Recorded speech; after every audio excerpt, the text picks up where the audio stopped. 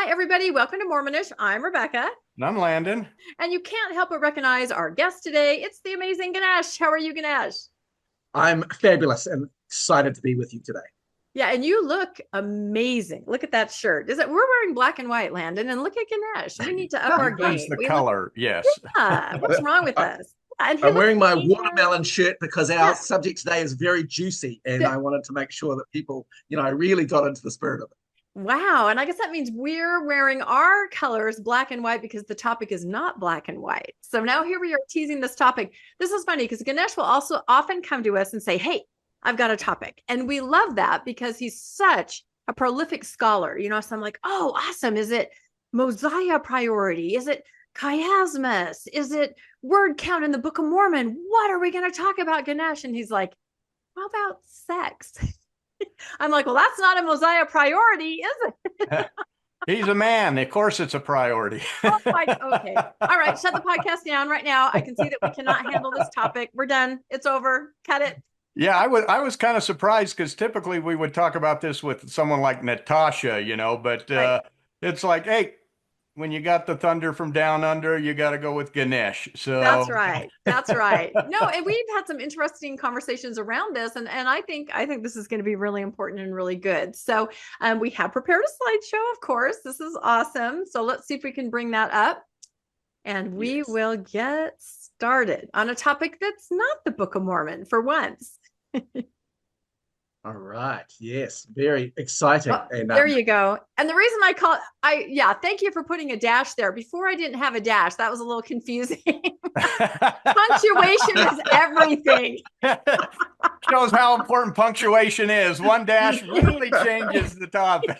A hyphen can make the world of difference. Yeah, because I made some of the slides. I sent them over to Ganesh, and it looks like he added a hyphen. So, and of course that, that's like the song, right? Let's talk about, remember, if anybody else wants to sing it, it's a song from the 80s, right? So. Well, I'm impressed that I get to be a sex expert. I'm very surprised by that, and my wife is even more surprised. She's like, what makes you the expert on this, Ganesh? She might tell a completely different story, so we won't invite her into this podcast. Well, hopefully she's in the chat going, lies, all lies, right?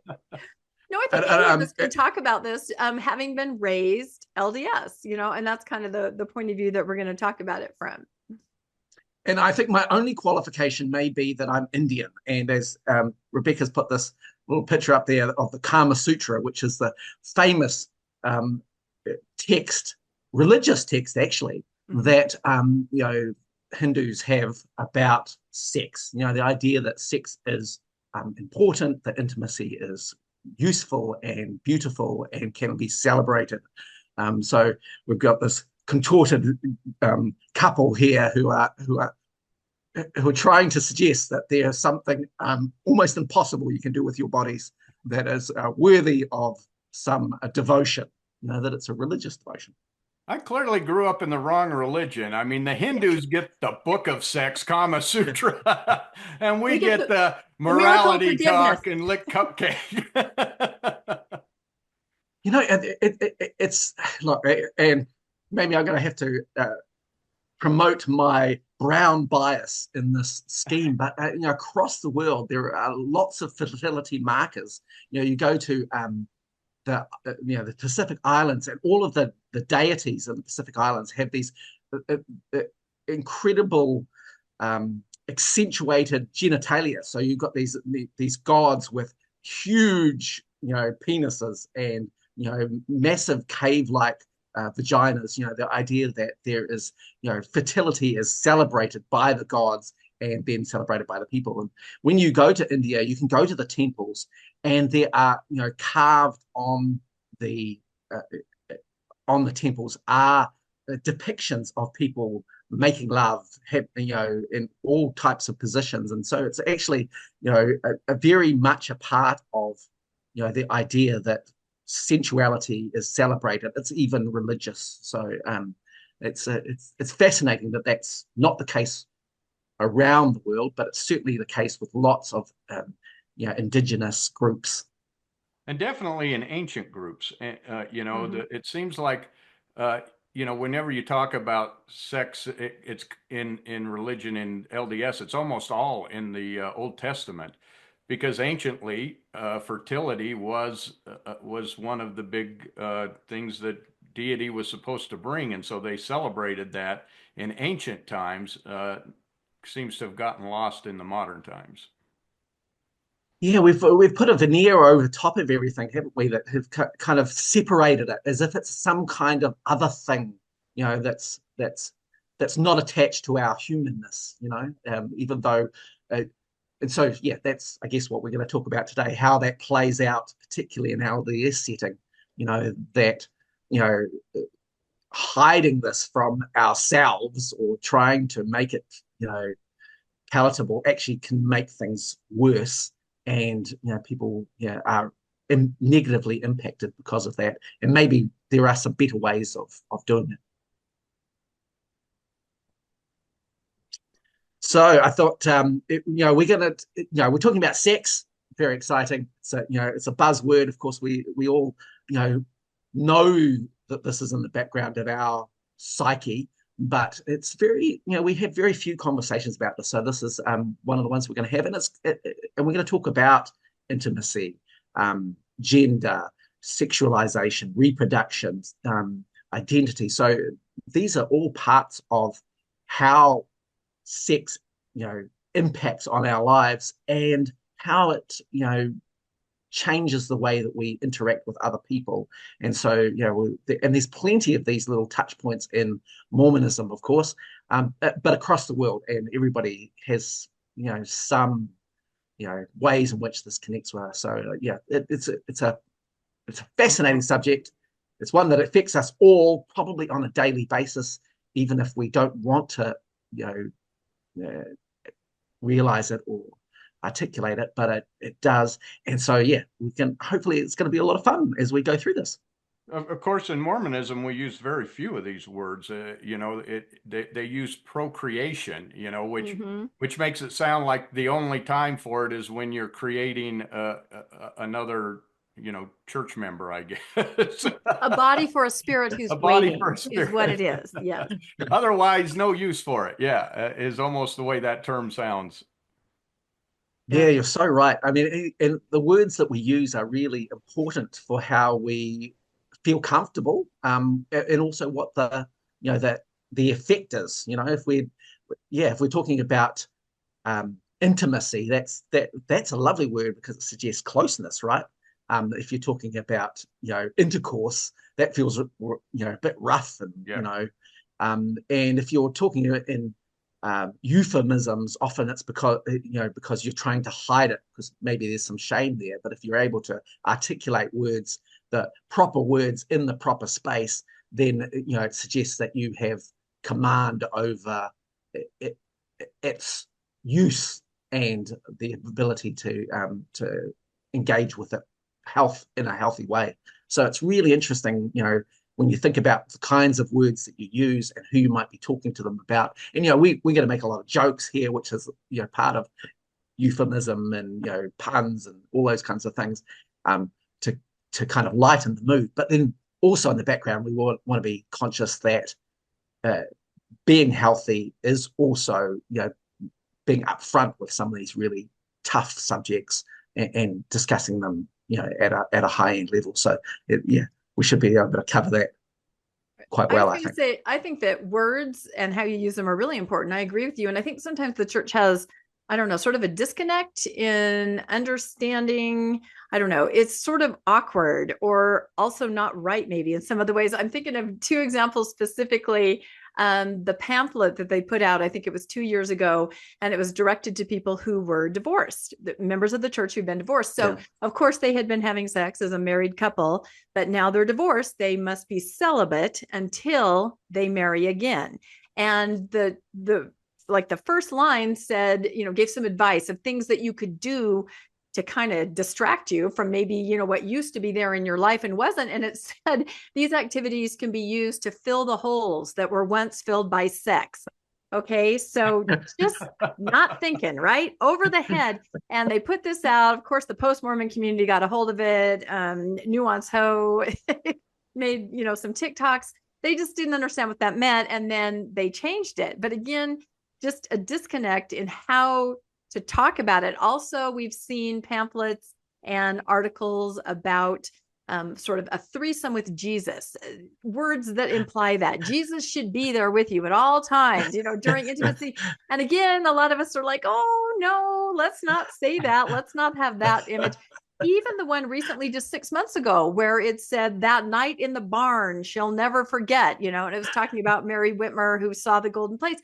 No, the rest of us think of, oh my goodness, just don't go there. So there's a funny way that they kind of talk about it and then they have to back off. It's an awkwardness, I think. And I think you're right, Ganesh. It's really important the words you do use and how you do talk about it.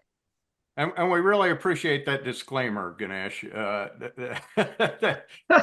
we can laugh at it and have fun with it. I know that people can say, oh, this is a serious subject, and it is, but that doesn't mean we can't have fun with it at the same time. So, and we should have fun. This is supposed to be enjoyable. Actually, that's probably the theme of this, is it's supposed to be something that blesses and increases our life, not takes away from it. So, that bit of humor is great.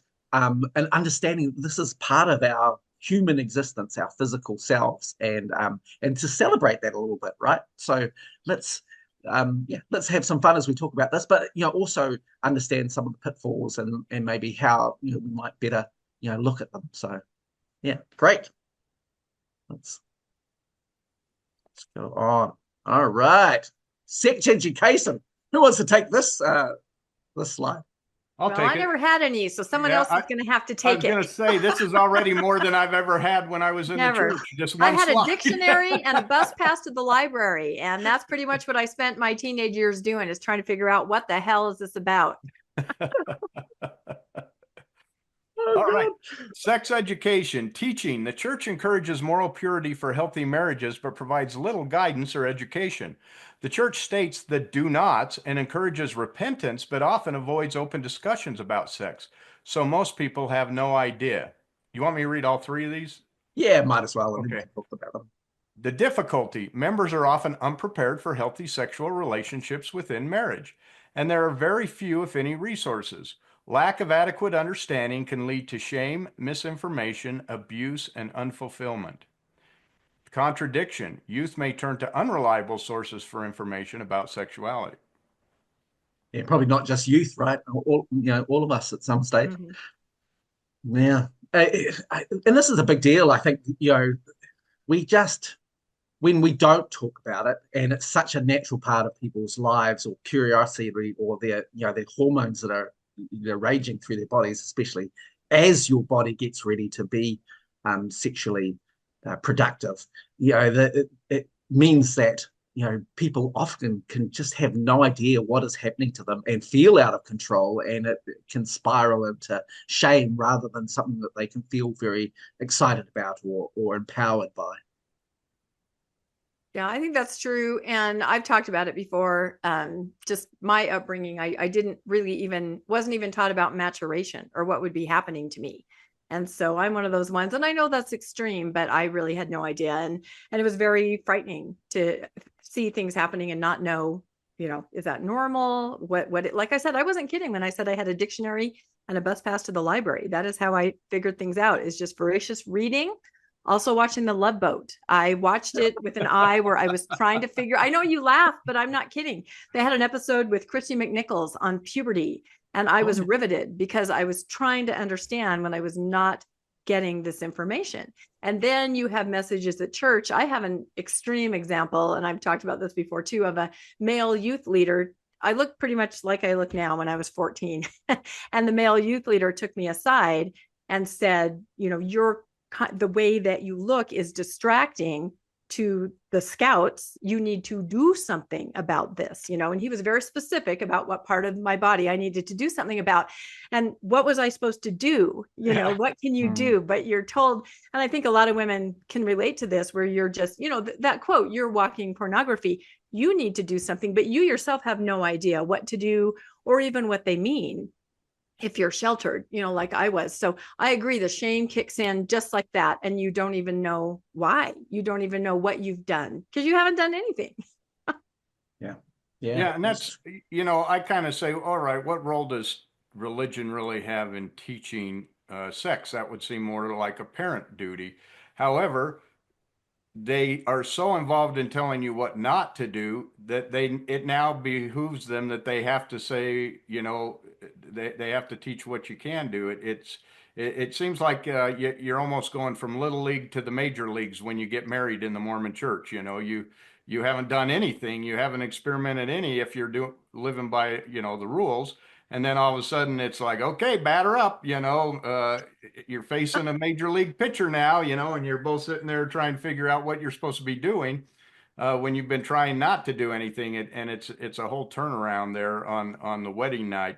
And there's so many things that sex is such an important part of marriage that to not have at least experimented or tested out some of the things to see if you're compatible in that arena before you get married seems like it's a recipe for disaster. That you find out after you're married, oh, we don't really work together that way, or I've got a high drive, she's got a very low drive, this is going to be a problem, or vice versa.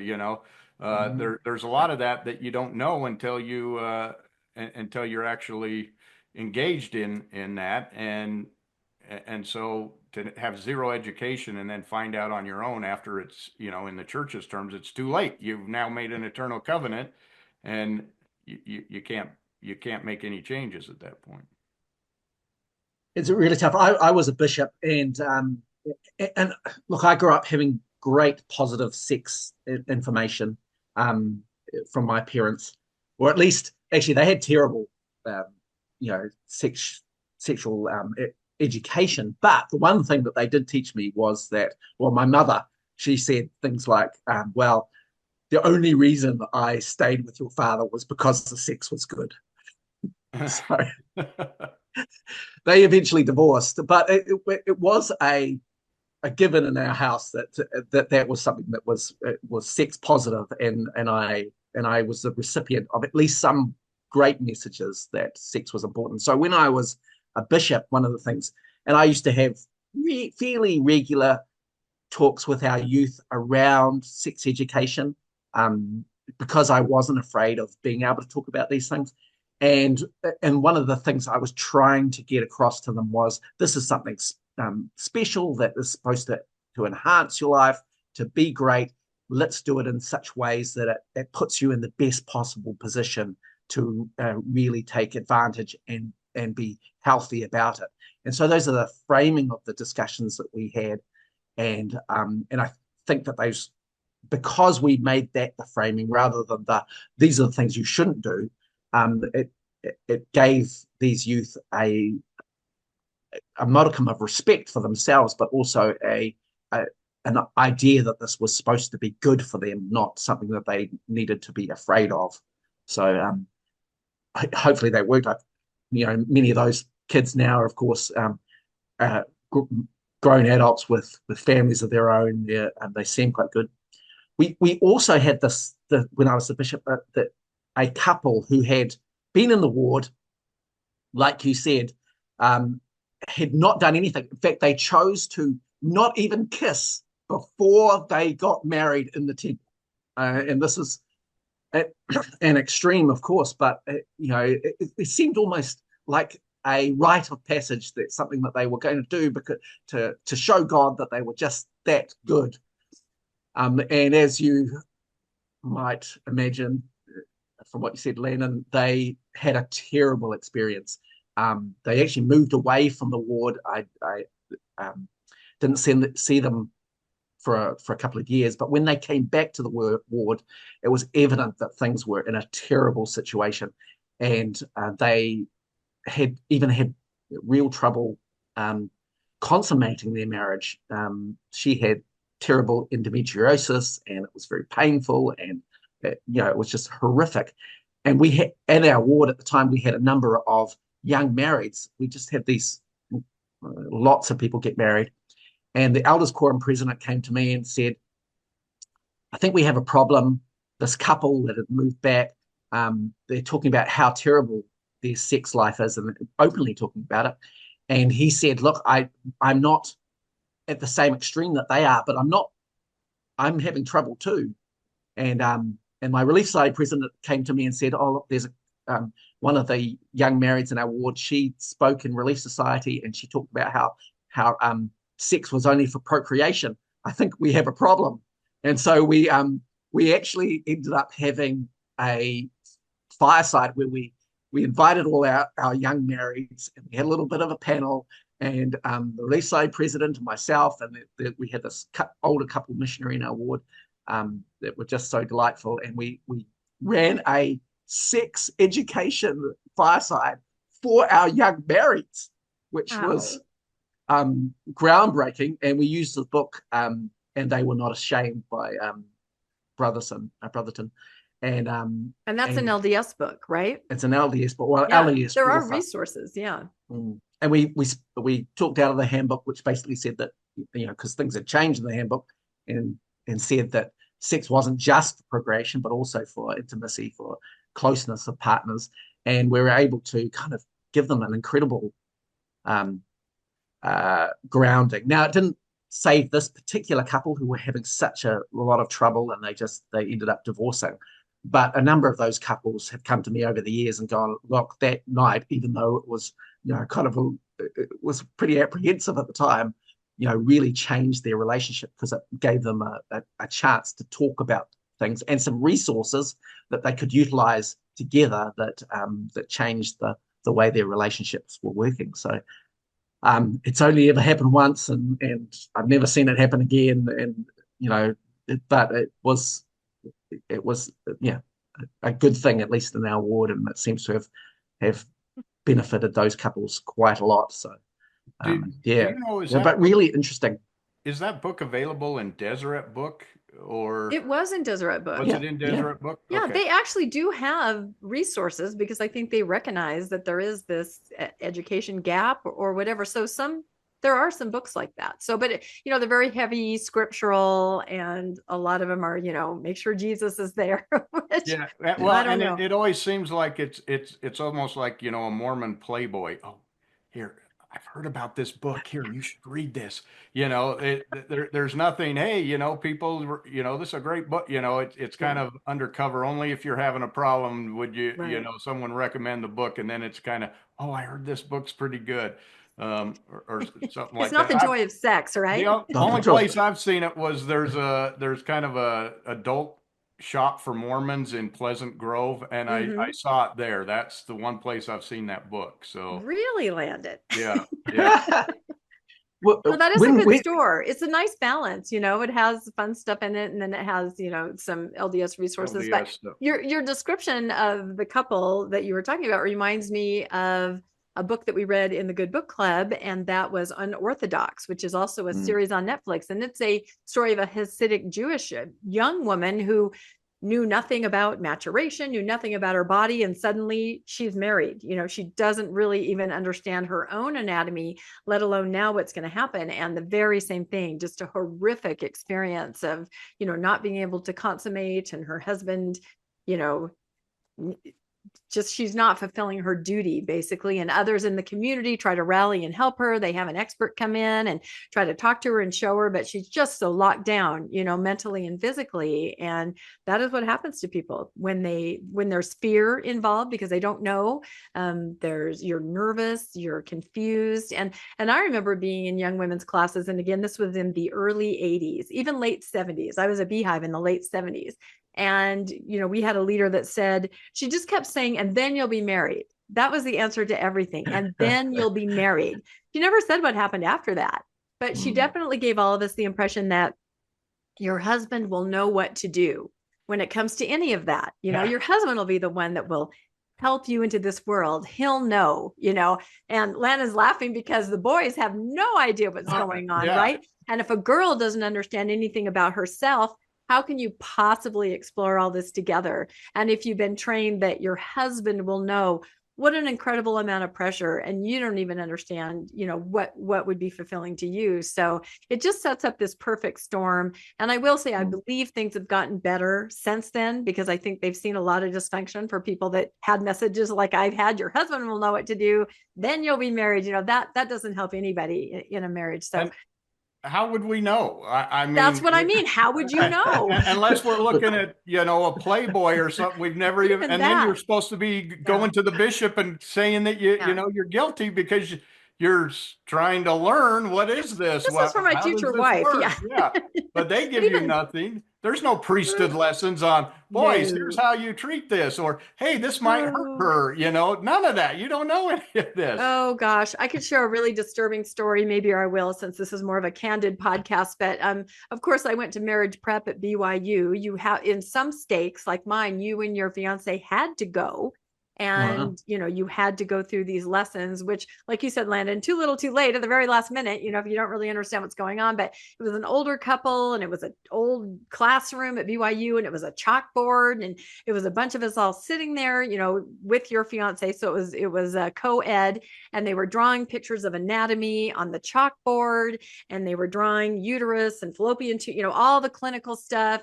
And then they said, okay, and they drew this little weird circle-y thing that was supposed to be the clitoris.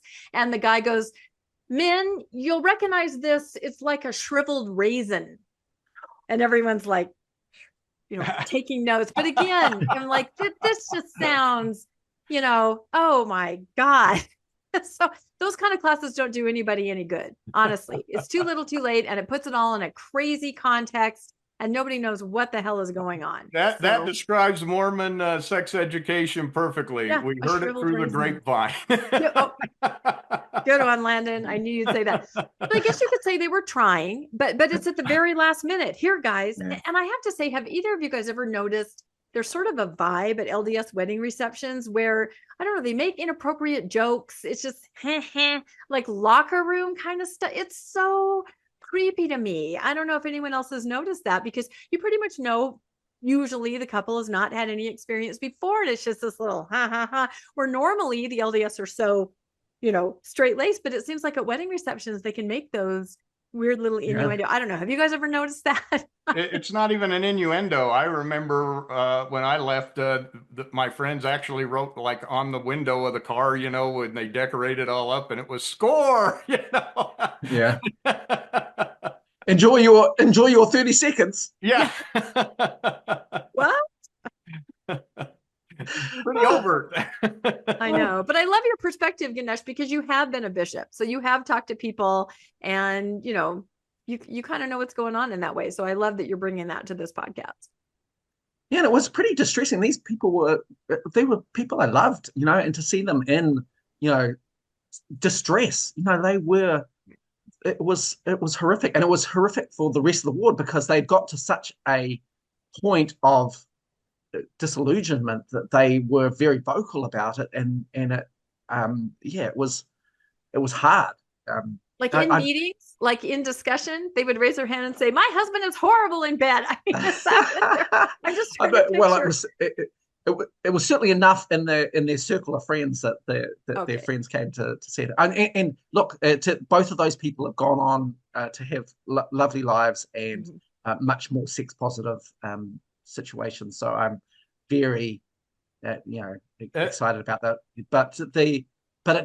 But they didn't need that trauma, I guess, and part of it is parenting. Landon, you brought that at the beginning. That, gosh, where are we going to get this information from? And parents can be incredibly across the spectrum. Like I said, my parents were generally pretty sex positive, and even my wife, her parents had real problems, so they actually talked about it, and so she came from a sex positive, space, which meant that we already had the basis of being able to talk about that early on. And of course, somebody gave us the book "Men Are From Mars, Women Are From Venus" as wedding present. I think everybody in the 90s got that one. So but the good and bad, the idea, and it doesn't. I guess it's not just the information; it's the ability to talk. The idea that this is an okay subject to talk about, that we should talk about it, and it's fun. I think there tends to be a number of people who, especially bridal showers where, they might bring lingerie or, something sexy with the idea that this is supposed to be fun, it's supposed to be enjoyable, and maybe there's an opportunity to have conversations because people are willing to bring up, some good stuff, right? That to me was one of the worst things about being, LDS and the sexual was that you couldn't, you didn't dare talk to your spouse about anything because would be perceived as a pervert, or I'm not sure that's in line with the church's teachings or things like that. And so instead, you never discussed those ideas, and you didn't feel comfortable discussing them with your own spouse because. I know in many cases, I know many wives who went to the bishop and said, "My husband wants to try this. Is that okay?" And what man wants his wife to be going and telling someone else about that? And I don't know, maybe the women have the same thing. I think it's more women that go to the bishop than men about those things. But, they come back and say, "No, I don't feel that that's holy," or "I don't feel that." And so you go years without trying any of that because you're trying to live the gospel. And it's not till years later that you finally say, okay, I'm willing to give it a try. And then you end up saying, that was really enjoyable, but you missed out 20 years of doing it, So I don't know if you saw that or if as a bishop, did you ever say, this really isn't that healthy, the way that we teach to not do anything for, all the way up. And then all of a sudden, put these couples together with no, and then they come back with these problems. Yeah, I found that really, there were, I had the experience that you're talking about, Landon, that often, women would come and talk to me about, as the bishop, about some of the tough stuff that was going on in their lives or in their relationships. Women are often maybe better at communicating or asking for help or wanting, and so that certainly was the case. I also reckon what I tried to do is that we had a number of young marrieds, I kind of bring them into the office together, 3 months later, I'd say, "Hey, how you doing? How's your financial situation? How are you doing as a couple in terms of, talking to each other? How is your intimacy? Not for a prying space, but just to give them the idea that there were, that these were things that they should be talking about, that there might be resources available to them if they were struggling or needed some information, just to start the conversation. And they didn't have to have that conversation with me, and oftentimes, that wasn't the case. But the idea that that there were some opportunities to do that, I think, hopefully was really useful. And yeah, so it's interesting. I certainly did have a few moments where I was like, "Oh gosh, this couple are in trouble. What are some resources that we can send them to, or that we can make them aware of that will help them to get to another step in their lives?" So, well, what I think you describe. Oh, go ahead, Ganesh. Oh, I was just going to say, and to do that with a lot of empathy and love, and I think is really important. Now, and what you describe, I think, Landon, is that idea of a threesome with Jesus. There is somebody else in your relationship. You don't talk together about what you would like to do and, share those intimate ideas or feelings. There's somebody else that you are trying to invite in. Is it okay? Does the church think it's okay if I do this or feel this way or want to do this? And it was extreme, decades ago where, there were certain parameters on things, that you could not do. And the church said, you cannot do this. We've read those kinds of letters and, and I think a lot of it had the idea in their minds that women weren't really sexual beings and that women, were being put upon by these demands by their husbands, never imagining, that could be something as a couple that you're all like, we both enjoy this. And so of course they had to change that. But decades ago, it was quite invasive as far as what they would lay out, what you can do and what you can't do. So I think that's what it means by having someone else there in your marriage that you're thinking about. Normally you would talk with your partner, what about this or what about that? But instead they're going, well, do you think they think it's okay. Well, why does that belong in any relationship? Who's they? Let's pray about it.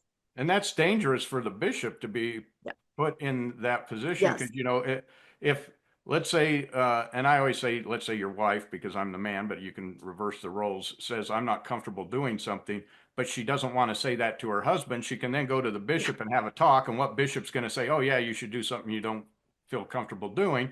But then she comes back and says, yeah, the bishop says we shouldn't do that. And now the man's going, what's the bishop doing getting in my, and I can see that happening as well and causing conflict that way, and vice versa. The man could go say, oh, the bishop said this is okay, and try to use it to manipulate somebody. So you can use those church conversations, especially when they're held one-on-one. You can go use it to manipulate the other person to do something that you don't or don't want to use, rather than make that decision as a couple.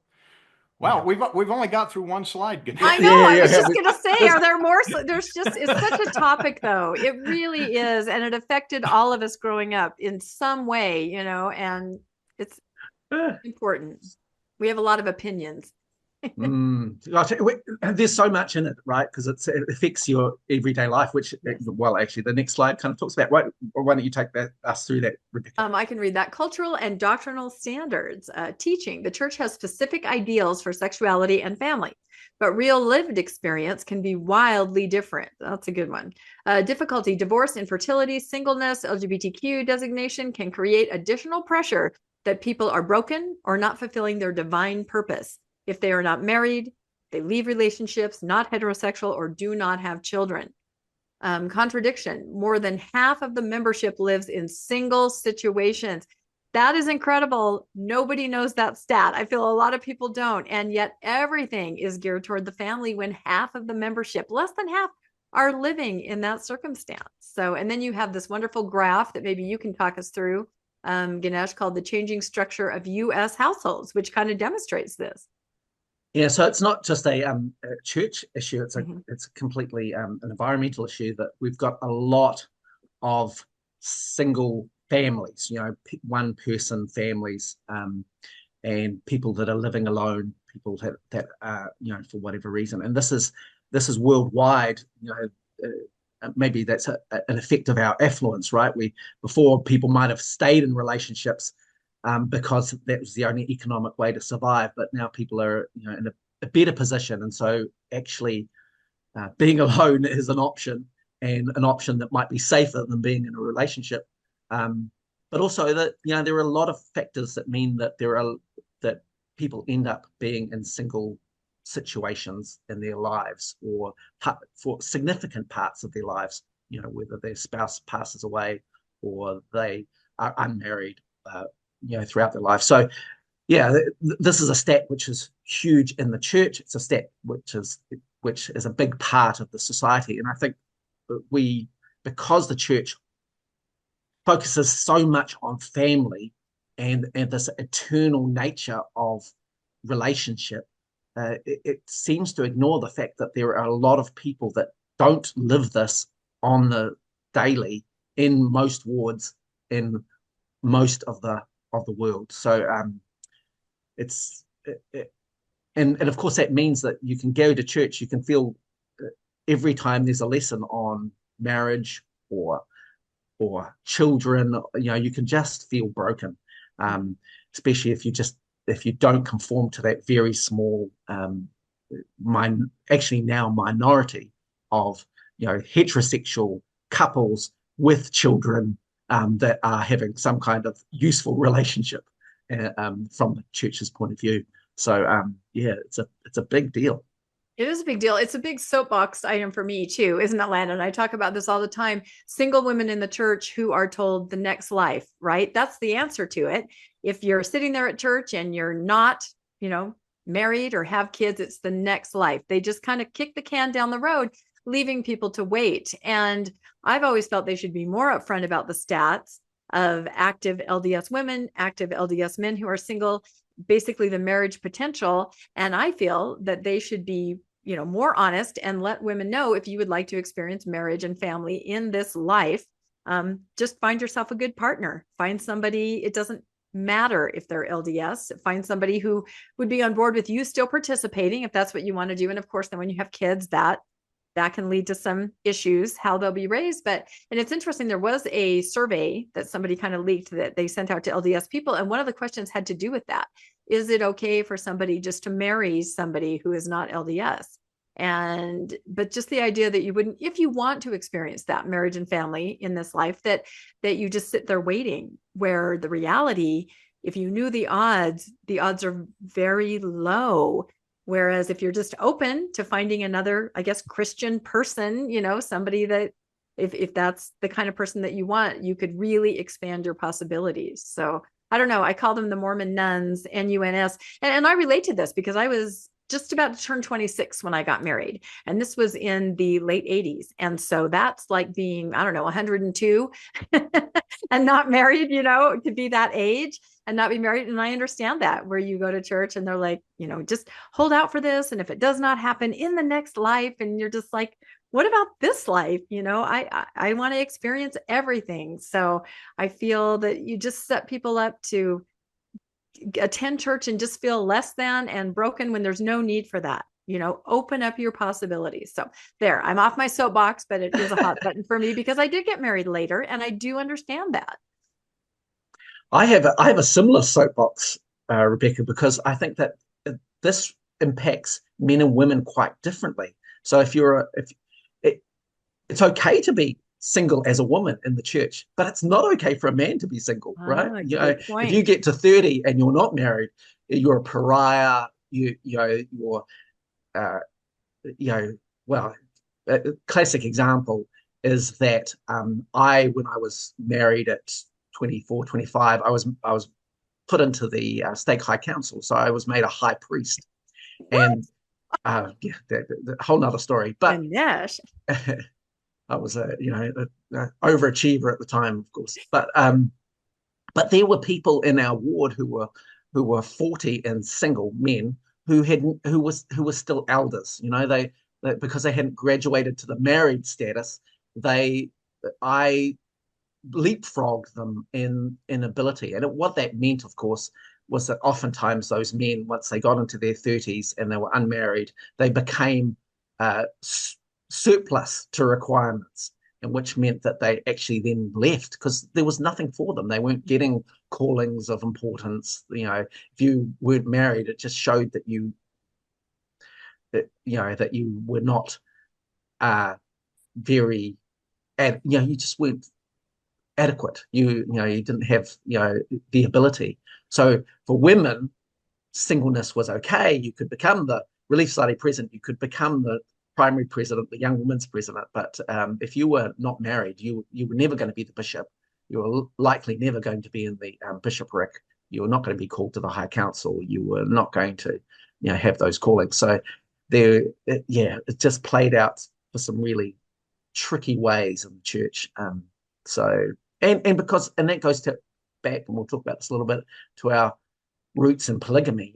Surplus women are okay because they'll be taken up in the eternities. Surplus men are a liability. So that's so interesting, and it kind of explains why maybe they're making changes, especially with men. You now can be a single man and be in a bishopric. I mean, I feel like they don't have enough people to fulfill the callings they need to, so they have to open that up. Yeah. The idea that you could not be a divorced person and be a bishop, I think that is still how it is, or you have to get special permission. But is that even really realistic anymore? And again, it's just, got to have the perfect family. The 1950s Beaver Cleaver, June and Ward has to be perfect, right?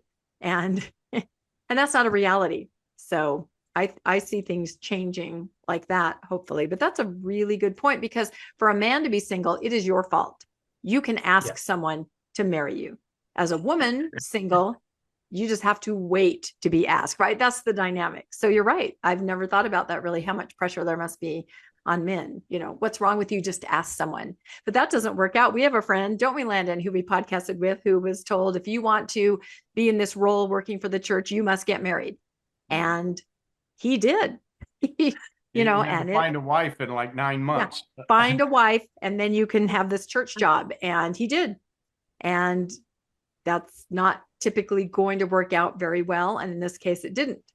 So Mm, interesting yeah. how it just reaches into your life on every level and kind of forces your hand on making these decisions, or makes you feel you're less than because you're not doing what is seen as the norm or what you're supposed to aspire to.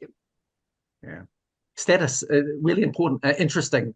The idea of marriage as status. And that's not just in the church, of course. It's across our cultures. But yeah, competency, and marriage, seem to come in.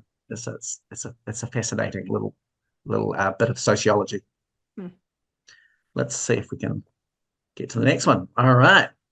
And this maybe we've talked a little bit about this prior, the idea that marriage is the only context for sex, or some kind of sexual relationship. The teaching is that sexual relations are said to be wonderful and godly, but only appropriate within a heterosexual marriage ceiling.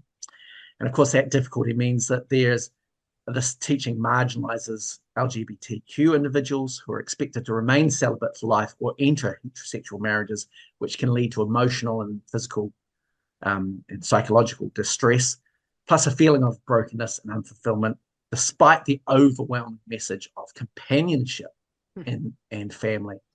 And one of those really interesting contradictions is that we have the situation in the church where widows and widowers are encouraged to marry for sexual companionship, even when there's no prospect of children or an ability to be sealed.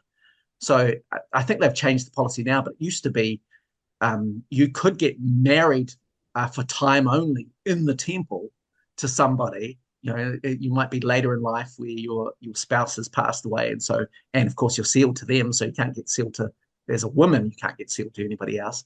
So then you end up having a time only marriage in the temple that was purely about sexual companionship, because there's no, if you're a little bit older, there's no chance of having children.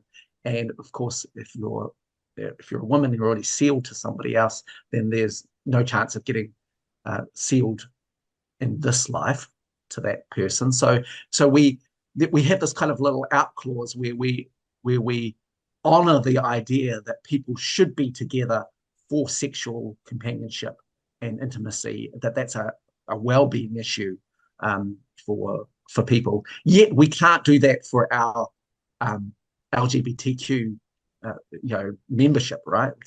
We can't allow them to have sexual companionship that doesn't lead to family or sealing in the next life. They have to be celibate. But to our older couples, this is a compassionate way that they can have well-being. And I find that fascinating. Yeah, that's actually a really good point, because I know a lot of widows and widowers who are LDS who get married real quick because they want to have the sexual companionship, and then they end up getting divorced a year or two later. I know several who, they're on 4 and 5 marriages. Yep, so do I. Because they're, kind of shopping around, but the only way to do that is you got to get married first. And then oftentimes that can really destroy their finances, because, they get married and then they have to go through the whole divorce and everything. And it's like you said, if it's for earth only, and there's no sealing and there's no children, then what's the problem with it? Why do you have to be married to do it? Why not just do it and not have all the other ties, because you already have a celestial companion at that point. You've already, you know, done that, and you're not living within the context of the endowment. So because it's all about being sealed for time and all eternity, not just getting married temporarily. So this one's really, in fact, we know a person who was married. They were married for, I don't know, 5 years or something, and then they got divorced, and then they decided to give it a go again, and now they're dating again, and have been dating for like 5 years. And so here you were in a sexual relationship with that person, but now that you're divorced and just dating again, now you can't be in that relationship with that person. And it's like, oh, how does that seem to make sense? You've already done all of that stuff together. So why now, just because of a piece of paper, are you not allowed to do it? Whereas before you were allowed to do it. It seems more like, you got to fill out the right paperwork to have a sexual companion rather than actually, experience the emotions and the feelings and go off of those. Yeah, it's And the I didn't know anything about the senior LDS swinging dating circuit, but you're right, Landon, it exists. I also know several people and they tend to be more affluent and older, and instead of just dating or living together for a while, they get married and then they divorce and maybe marry the person's counselor in the Relief Society. It seems to be kind of like an understanding. It's a really interesting, I don't know, maybe some of you in the chat know more about this than I do, but yeah, just getting a window into it that I did a couple of years ago through a friend. I was like, wow, this really exists. But we did an episode, or we put an episode out a couple of weeks ago about sealing and how it's not what you think. It really isn't. The people that will be there in the celestial kingdom, it's not what you think. There's all kinds of different sealings, from dynastic sealings, men sealed to men, to the polygamous sealings. And then the bottom line is, we're told that you don't have to be sealed to anyone that you want, that you don't want. And so that should scare men, especially because you can think you have it all locked down with your eternal companion, get there, and she's like, yeah, not so much. So really pushing it off to the next life, what they're doing, that is very unfair to people, because it's not a reality what's on the other side, at least not the way they paint the picture. So interesting. It seems completely arbitrary, right? It's so therefore, what use is it? You almost you're making up these kind of rules as you go along, and you're making other people follow them, but they're not working for anybody. So well, this widow and widower one's a perfect example. So the widower, she's still to her husband. He dies. She gets remarried for time only because she can't marry the guy for eternity. But then a year after she's dead, she can be sealed to the guy that she was married to, that she couldn't be sealed to on earth. And then per the doctrine, she gets to choose who she's sealed to. Well, what was the purpose of a sealing to the first husband if she can just choose whenever to change that sealing or pick whoever she wants? Then how's that any different than how we do it on earth, where you just get divorced and choose somebody else, or you get married when someone dies and you don't have to choose between them, because it's not a forever relationship. But it just seems ridiculous that the sealing really meant nothing if you can just get remarried to this person that you say in the last years, you say, well, I actually kind of like my second husband better than my first husband. I think I'm going to choose him. That's what I mean. It should scare anybody to death. It should. And I know that we don't believe that any of this is real, but you have to talk about it in the context, because we all have many relatives and friends and family members that do believe it's real. And it causes a lot of pain in this life. I have friends that are widowed and have never really been able to date because people won't do it in the church. They want to date in the church, but they are widowed. They are sealed to someone else. And so somebody will not date them if they're younger and going to start a family, right? Because then you have that scenario, well, who do the kids belong to? These rules are arbitrary and they cause so much pain in this life, and they don't even make sense the way that they're laid out at all. I've got a friend who's 68. He married somebody whose spouse died, and she was sealed to him. So they went on to have 7 children together, and none of those children are sealed to him. And it's been a point of contention their whole married lives. It's undermined their relationship. It's caused incredible amount of just angst about the future, and to a point where they divorced so that he wanted to go get sealed to somebody, so he would be sealed to somebody. It's just, oh my gosh. We should probably explain to Never Mormons who watch our podcast, under these church rules, if a woman is sealed to someone and he dies and she marries someone else, she cannot be sealed to that man. Of course, a man can be sealed to more than one woman, but any children that she has in that relationship, they are not sealed to the man who is their biological father. They are sealed to whoever the mother is sealed to. So I know of a scenario where someone's married very short term, 6 months, in their 20s. husband dies, she remarries, lives her whole life and has children, like what you're describing with someone else. Those children are not sealed to that man. Can you imagine being that man and having that belief? Of course, the idea is it will all work itself out later. But again, no, psychologically, that pain that it's going to cause you. So and what's there's the a lot of purpose? rules like that. What's the purpose of doing it here on the earth if it's all going to work out in the end anyway? Why not just wait till the end when it's all worked out and then do it?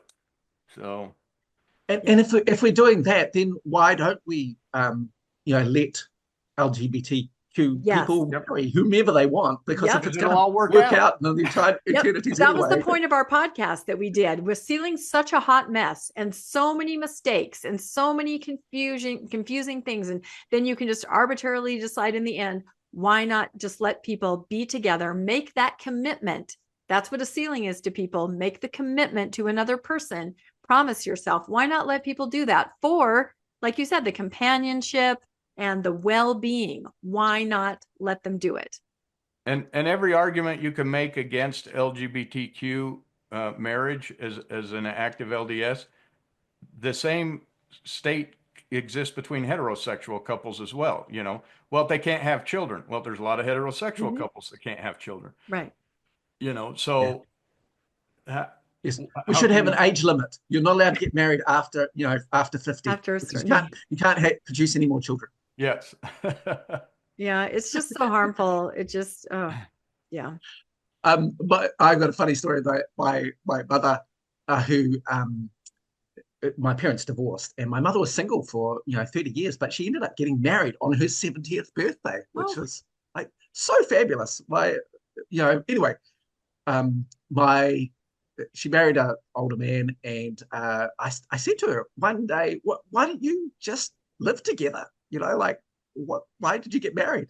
And she said, well, I wanted to provide a good example for you children, about marriage. And I'm like, Mum, you're telling me that you're getting married so that you have sex. I don't want to know about your sex. I would have just been more comfortable with knowing that you were, flatmates. Yeah, there you go. But so crazy things happen. Like, we're aware of somebody who was married her whole life, sealed to her husband. Her husband passes away, and then she gets notified. So Family Search, of course, is crowdsourced. Anybody can go on. You go to your ward, you hear a lesson on genealogy, and the novice goes home and starts inputting things and putting, oh, look, there's a name. Oh, let's go with that person. Oh. My poor dad, who was a professional genealogist, sorry, my dog barked there. He spent his whole life trying to correct Family Search for our family line because people would go on. But in this scenario, some novice person went on and said, oh, look at this name and that name. Anyway, sealed this woman, she's sealed to her husband, sealed someone else to that husband, right? Someone who had the same name, got confused. And so now this person who's active LDS is very upset, thinking, wait, somebody sealed somebody to my husband up there? What? Of course, they believe it. And what do you do about that? It's a mistake. But does that mean up there in heaven, someone's knocking on the door? Hi, I don't know what happened, but I guess I just seems like I'm sealed to you.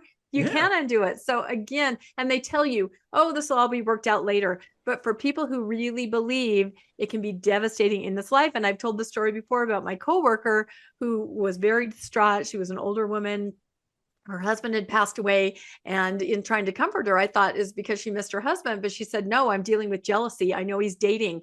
In the next slide, I know that he's there. I know he's choosing his wives, and I can't get over the jealousy. So even in mourning your husband here on earth, this woman believed that her husband was up there, taking somebody out to dinner. And that's just devastating. And that's so unhealthy. I mean, you can kind of laugh about it, but can you imagine having those feelings of jealousy over your deceased husband? And from a guy's perspective, right, Lenny's like, what'd I do? I'm dead, but she's so jealous, but it's not funny. It's so damaging. Well, the odd part of that is the dead person in Mormon theology is up having sex while the live person has to sit here and not have any because they're not allowed to. Yeah. I don't know. Yeah, and it may be even more insidious than that. The idea that yes, you're promised that well, even if you're a single woman, right, that you're going to be attached to somebody in the hereafter, and as a man, that you're going to get, this incredible afterlife, sexual relationship, which you might not have had on Earth. There's some really weird implications that are quite, damaging for people. It's horrific. Yeah. And people really believe it. I remember being in a Sunday school class at BYU, and it was taught by a returned missionary guy in the ward. And he said something like, now, guys, if we're not good here on earth, our women that we're going to get given to us, our women are going to be given to someone else, and I just remember thinking, great. I mean, they really believed it. They really believed they were going to get women in the next life, and that they had to live a good life because their women might be given to someone else. Right. It's really, really tricky. Now let's go on to the next. Landon, do you want to take us through this part, which is a tricky one? Okay, family planning and gender roles. Teaching. The church generally encourages having children and views procreation as a sacred duty. It has in the past demonized contraception. It still discourages permanent contraception options. It encourages women to stay at home to raise their families. Difficulty. Large tension between the emphasis on large families and the practical or financial realities of family planning, and agony for individuals who do not fit traditional molds, leading to poor emotional, physical, financial, and sexual health. The contradiction. The church then promotes people, women, who don't pursue this directive. And then we've got a quote here by Joseph Fielding Smith in Doctrines of Salvation, where he says, birth control is wickedness. When a man and woman are married and they agree or covenant to limit their offspring to 2 or 3 and practice devices to accomplish this purpose, they are guilty of iniquity, which eventually must be punished. Lots of people grow up with that kind of a mindset or understanding, particularly from their parents, perhaps, even though the church handbook has changed and basically says, people shouldn't judge each other in terms of their families or their family dynamic. And so, we've got these very public proclamations from previous church presidents, but then we have these kind of private handbook instructions that say, actually, planning your family is responsible and you should do it. So it's very tough. Yeah, the large families is really there's 2 things here that I see. One is, a lot of people have the large families thinking that that's the commandment to do, and then financially that becomes a hardship on them because now not only are you expected to feed and clothe them, you're expected to send, now with both boys and girls, now you got 7, 8 kids you got to send on a mission on top of that and pay for marriages and all those other things, and it becomes very difficult for some families in that way. And the other one is this one to encourage women to stay home to raise their families. One, in this day and age, it's almost impossible to have only one spouse working unless you are in a very highly skilled job that allows you to do that. It takes both family members working, which makes it very hard to have a large family. 1 or 2 is all you can handle because you got to pay daycare and all the other costs associated with that. And the second one is leaving women to stay at home and raise their families is in a situation where the husband dies or in divorce, you end up, you didn't have two 401ks, you didn't have 2 incomes, and now all of a sudden that really stretches a family. And in some cases where maybe you should be getting divorced, you can't because you've tied yourself financially and economically to a point where you can't afford to get divorced, even if you probably should be, which is bad for the kids as well. So, yeah, that's a really good point. Yeah, tough. I've got some amazing friends who are in terrible situations because of this.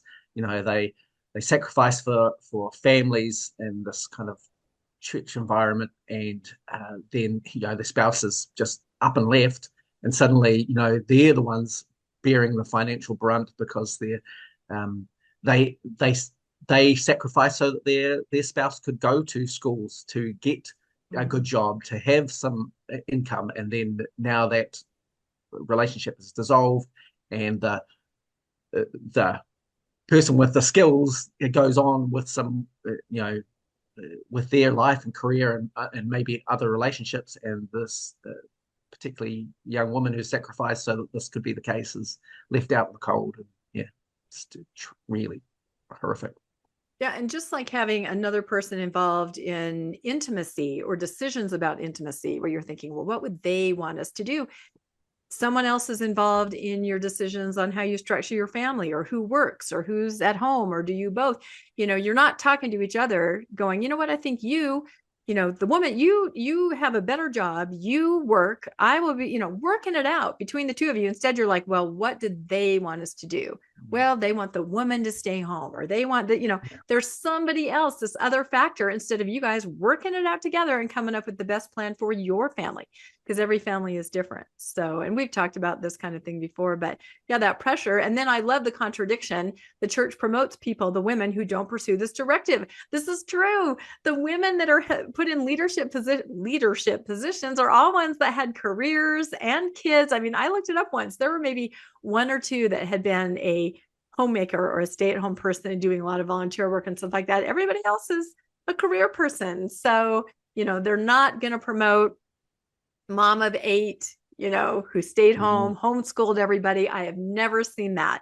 So do what I say, not what I do, is what it is. Not only who they promote, but who they marry. You look at the people that when their wife dies, the Q12, they don't marry women who stayed at home and raised their children, and now their husbands passed on. Right. Single woman.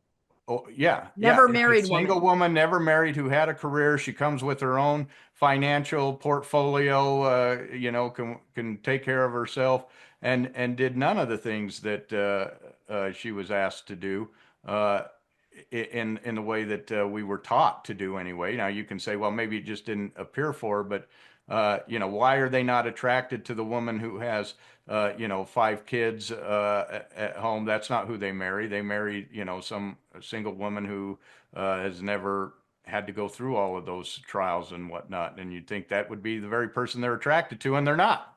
No, there's a list. I believe they marry someone from a list of appropriate women, and they cannot have been sealed to somebody else before. They have to be a certain kind of person, and it all happens very quickly, and they choose from a curated list. I wouldn't be surprised if President Holland remarried, honestly. And my prediction would be it would be a person like that. Yeah. Interesting. And look, and it's wonderful that we do have those amazing women who have done careers, and it's fabulous. The only problem is that we've said that these are the roles, but then actually what we value later on in life are not these people. So it's just maddening, and it must be incredibly undermining for most people in the church, particularly women, who feel like they've sacrificed in this space, and then what actually gets valued later on in life is not them. So it's really, really tough. And of course, not having or having very few choices over your circumstance, it just undermines your emotional, physical, and financial health, which also probably means that, you're going to get a raw deal, and then and feel like you're sacrificing, because that's what you're doing, and for something amazing and great, and then later on down the track you realize, hang on a second, I gave the most and I have the least to show for it. That's really where's my 401k? That's what I like to say all the time. Yeah, you realize and Rebecca said this well, you realize that you lived their life, not your life, when you get to the end. So I know. I think it's changing though. I really do. I see now, more emphasis on what would you like to be when you grow up, career, because I feel like they've got to see the writing on the wall that it takes two in a family, financially, to be able to pay the kind of tithing that they need, right? So I think that's why they promote it. But again, as far as support for families that now have 2 working parents, wouldn't it be amazing if they could come up with some kind of daycare plan, where mothers who want to stay at home could be paid to care? I mean, it just seems like the church is so good at that kind of stuff. Why not support working mothers? Utah, especially, where they're predominantly more, there are a lot of Mormons. I shouldn't say predominantly, because anymore the state, it's not, but it's one of the last in terms of support for working moms, infrastructure, things like that. Well, So and the church itself is, you know this, that they provide the least support for working right. mothers as an employer. Yeah, they used to You for sure. had no support when you had children at BYU. They didn't even have a place for you to Be a breastfeed or nursing go mom, no. pump, and yeah, it's just like this Yeah. should be their highest priority. They're the ones who promoted the motherhood, so they Yeah, but should now you promote. figure it out. Now you Yep. work it Now out. it's Yeah. up to you. And I think it works for Mormon women because there's such an infrastructure of support with other moms. They all work together. Everybody watches each other's kids and things like that. But it's still, you're kind of piecing it all together, trying to make it work. And it's incredibly stressful. So I'm happy to see that young women are now encouraged.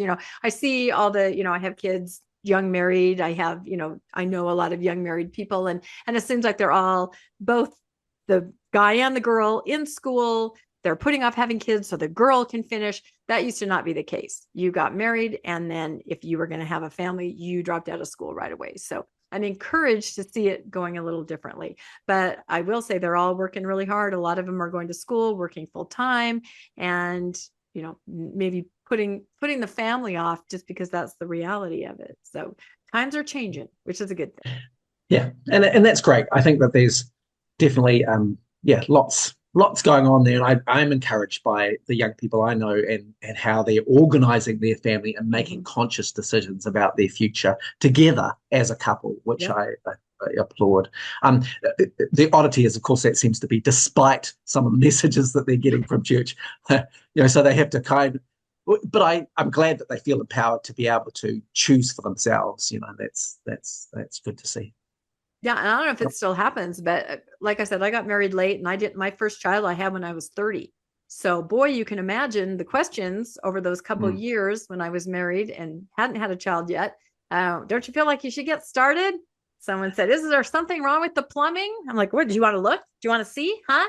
I mean, you get really defensive, Heaven forbid it should be a decision a couple made, to finish a master's program or something. But yeah, it's incredible the level of invasiveness people feel that they can, come right up to you and ask questions like that. So I don't know. I don't know if that still happens. I'm guessing it probably does on some level, but it sure did back in the day.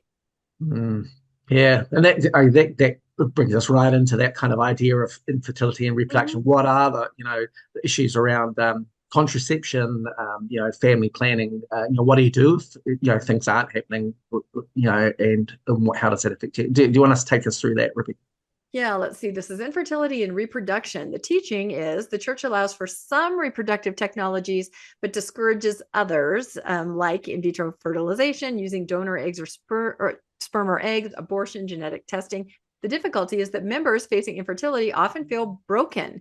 Their situation is sometimes viewed as a lack of faith rather than a medical issue. This is true. As everybody knows, I monitor the faithful social media quite a bit, and I'll see posts like this fairly often. We're not having children, we're praying, we're going to the temple, what's wrong with this? Just heartbreaking, and I think it's interesting, this list here, in vitro fertilization using donor sperm or eggs and all of that. So if you use like a surrogate, and I can't remember how it works, Landon, you're not sealed to that. You have to seal yourself to that child as if it were adopted, I think. Like if it's genetically yours, but born through another person, which they discourage, I think. But there's all these weird rules where you're like, I don't think you get it. If it's genetically yours, it should be sealed to you. It doesn't matter how it's birthed. Well, it's interesting to read the handbook about it. This is one of those areas where, it becomes okay if it's the father's sperm, but, a mother. You used an egg. Yeah.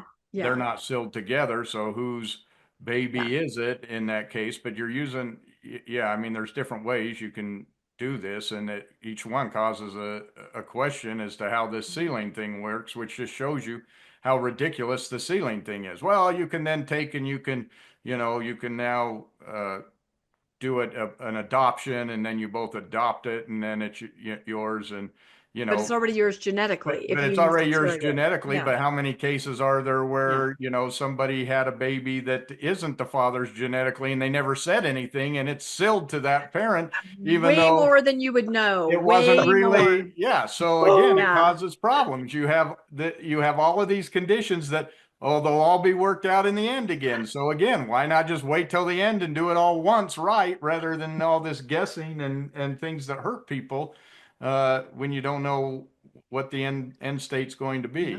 And then what happens if you get divorced and you did this? If it's the father's sperm and not the mother, then should the custody go to the biological father and not to the mother because she's not biological? Yet she's the one who raised the kid. I mean, all kinds of questions come up from this. So from a church standpoint, this just causes a lot of problems when this kind of stuff happens. Well, and you certainly couldn't decide as a single woman, say in her late 30s, you know what, I would like to be a mom. I'm probably not going to get married, or I'm not going to get married now, but I have this window. I'm going to go be artificially inseminated and have a child. I'm not going to have sex. You can't do that. You know what I mean? There's somebody else reaching into your decision as a person, because that happens a lot. People say, I'm ready to have a family, but I haven't found my partner yet, so I'm going to have children. You cannot do that.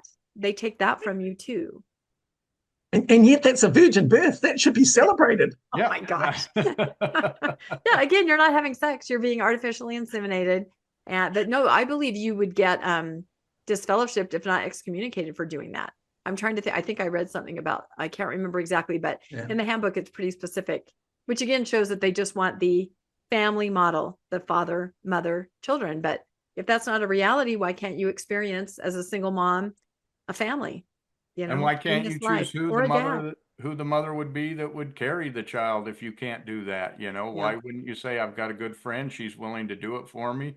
We've chosen her to do it for us. And instead you're supposed to, you know, just adopt somebody that the church has put up for adoption, you know, through their agency or whatever. You know, you don't get to make the choices. Again, the church makes the choices for you. You just you just follow their lead, it seems like. It's such an interesting thing that we pay such a huge emotional cost for having this idea of eternal family seeming to be this ideal, right? Which is just bizarre. That when you start to think about the exceptions, they overwhelm the benefits. You know, so it's crazy. And of course, people outside Mormondom don't have this issue. You know, you know, it's not even a thing, right? We're going to be a family in heaven, you know, whatever that family looks like here. You know, it's just the connections of love that we have chosen and you know, have invested in. But we've got all of these kind of, this complicated chart of rules of how something is going to, some relationship is going to be preserved and other relationships going to be obliterated. You know, it seems so bizarre when you start to really look at the nuts and bolts.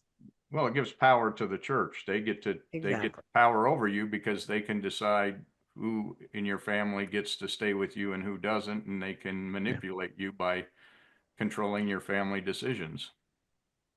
Yeah. The other thing I want to say about this slide too is the church handbook. I think it still does that, because when I was the bishop, I got a vasectomy, which my stake president was not very excited about, because the church handbook actually says for men, you know, not to get vasectomies. You know, they seem to be okay with women having a very invasive surgery to, you know, tie tubes and things like that if it's a health issue for women.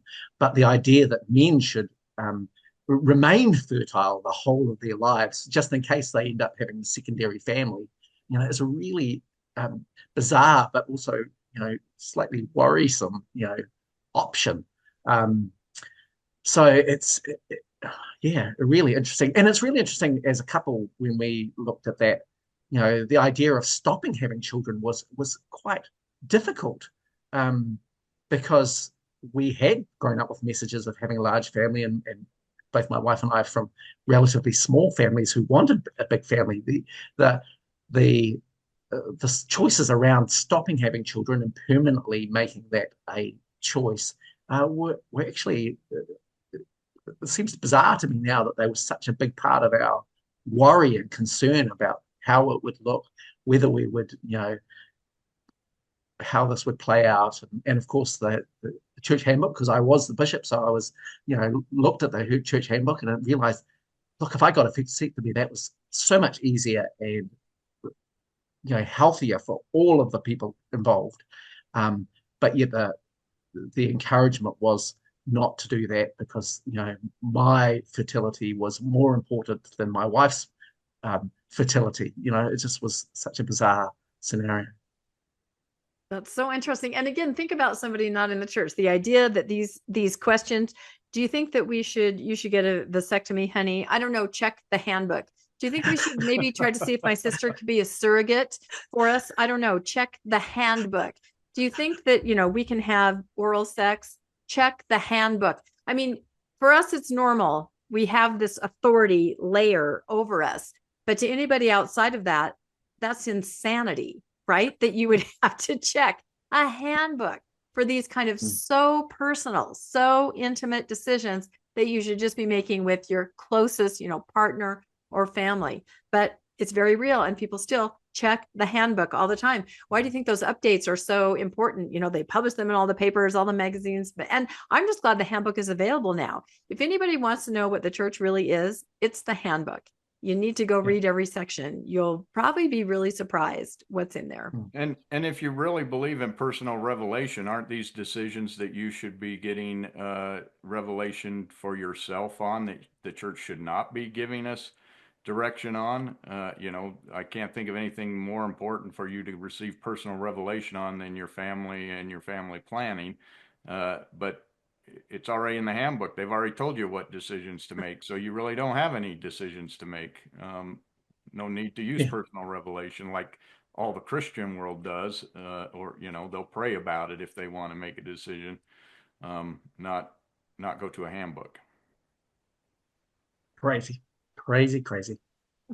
All right. A little bit of fun. Who are we up to? Me? Oh, it's me. It's you. Okay, so number 6 is masturbation, orgasm, and sex toys. So the teaching is, masturbation is discouraged and labeled as sin. Sex for pleasure is often an unknown for couples. Enhanced material or devices are not talked about, or they're even demonized. And this difficulty, many members struggle. Masturbation is a common and natural behavior, especially during adolescence. The strict prohibition can lead to feelings of guilt, confusion, and continue into marriage, because oftentimes that's how people, deal with inconsistencies. It also often means that men have little knowledge about mutual pleasure for women, and often women have no idea about pleasure for themselves. So, this is a really interesting one where, of course, and it goes back to the beginning where Elena was saying one of the words is procreation.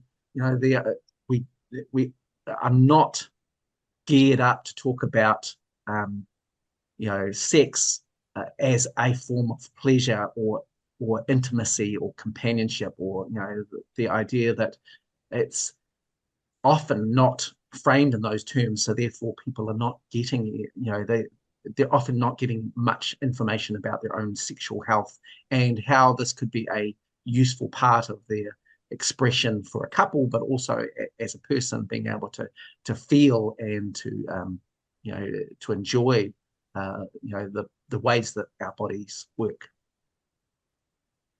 Yeah, I think there's so many ways to look at this. I look at, the church looks at masturbation as this horrible, sin that they've got to call people in on. What if you're using masturbation to control fidelity? As I've said, I was in the military. I was overseas for a year at a time. Some guys, a year and a half, 2 years at a time that they're overseas. So, that long a time, masturbation could really be used to keep you from going out and doing something that would be counterproductive to your marriage, So that to me was a perfectly legitimate reason to be doing that, to control your urges and to be able to get that release, because you're not going to see your wife for 2 years. She can't do that for you. So what's wrong with that? No one's ever been able to explain that to me where something is wrong with that, you know? But you need to be a general authority, Landon, Yeah, because I know. as we learned from one of our guests who's the daughter of a general authority, they would never let a general authority travel more than, was it 3 weeks 3 weeks. Yeah. 3 weeks without sending the wife out to meet them. And it was for that Wow. reason. 3 weeks. You could not be alone on an assignment out there for longer than 3 weeks. They would then fly the wife out to meet you for that exact reason, so that you did not accidentally descend into the pit of, complete anarchy and Debauchery.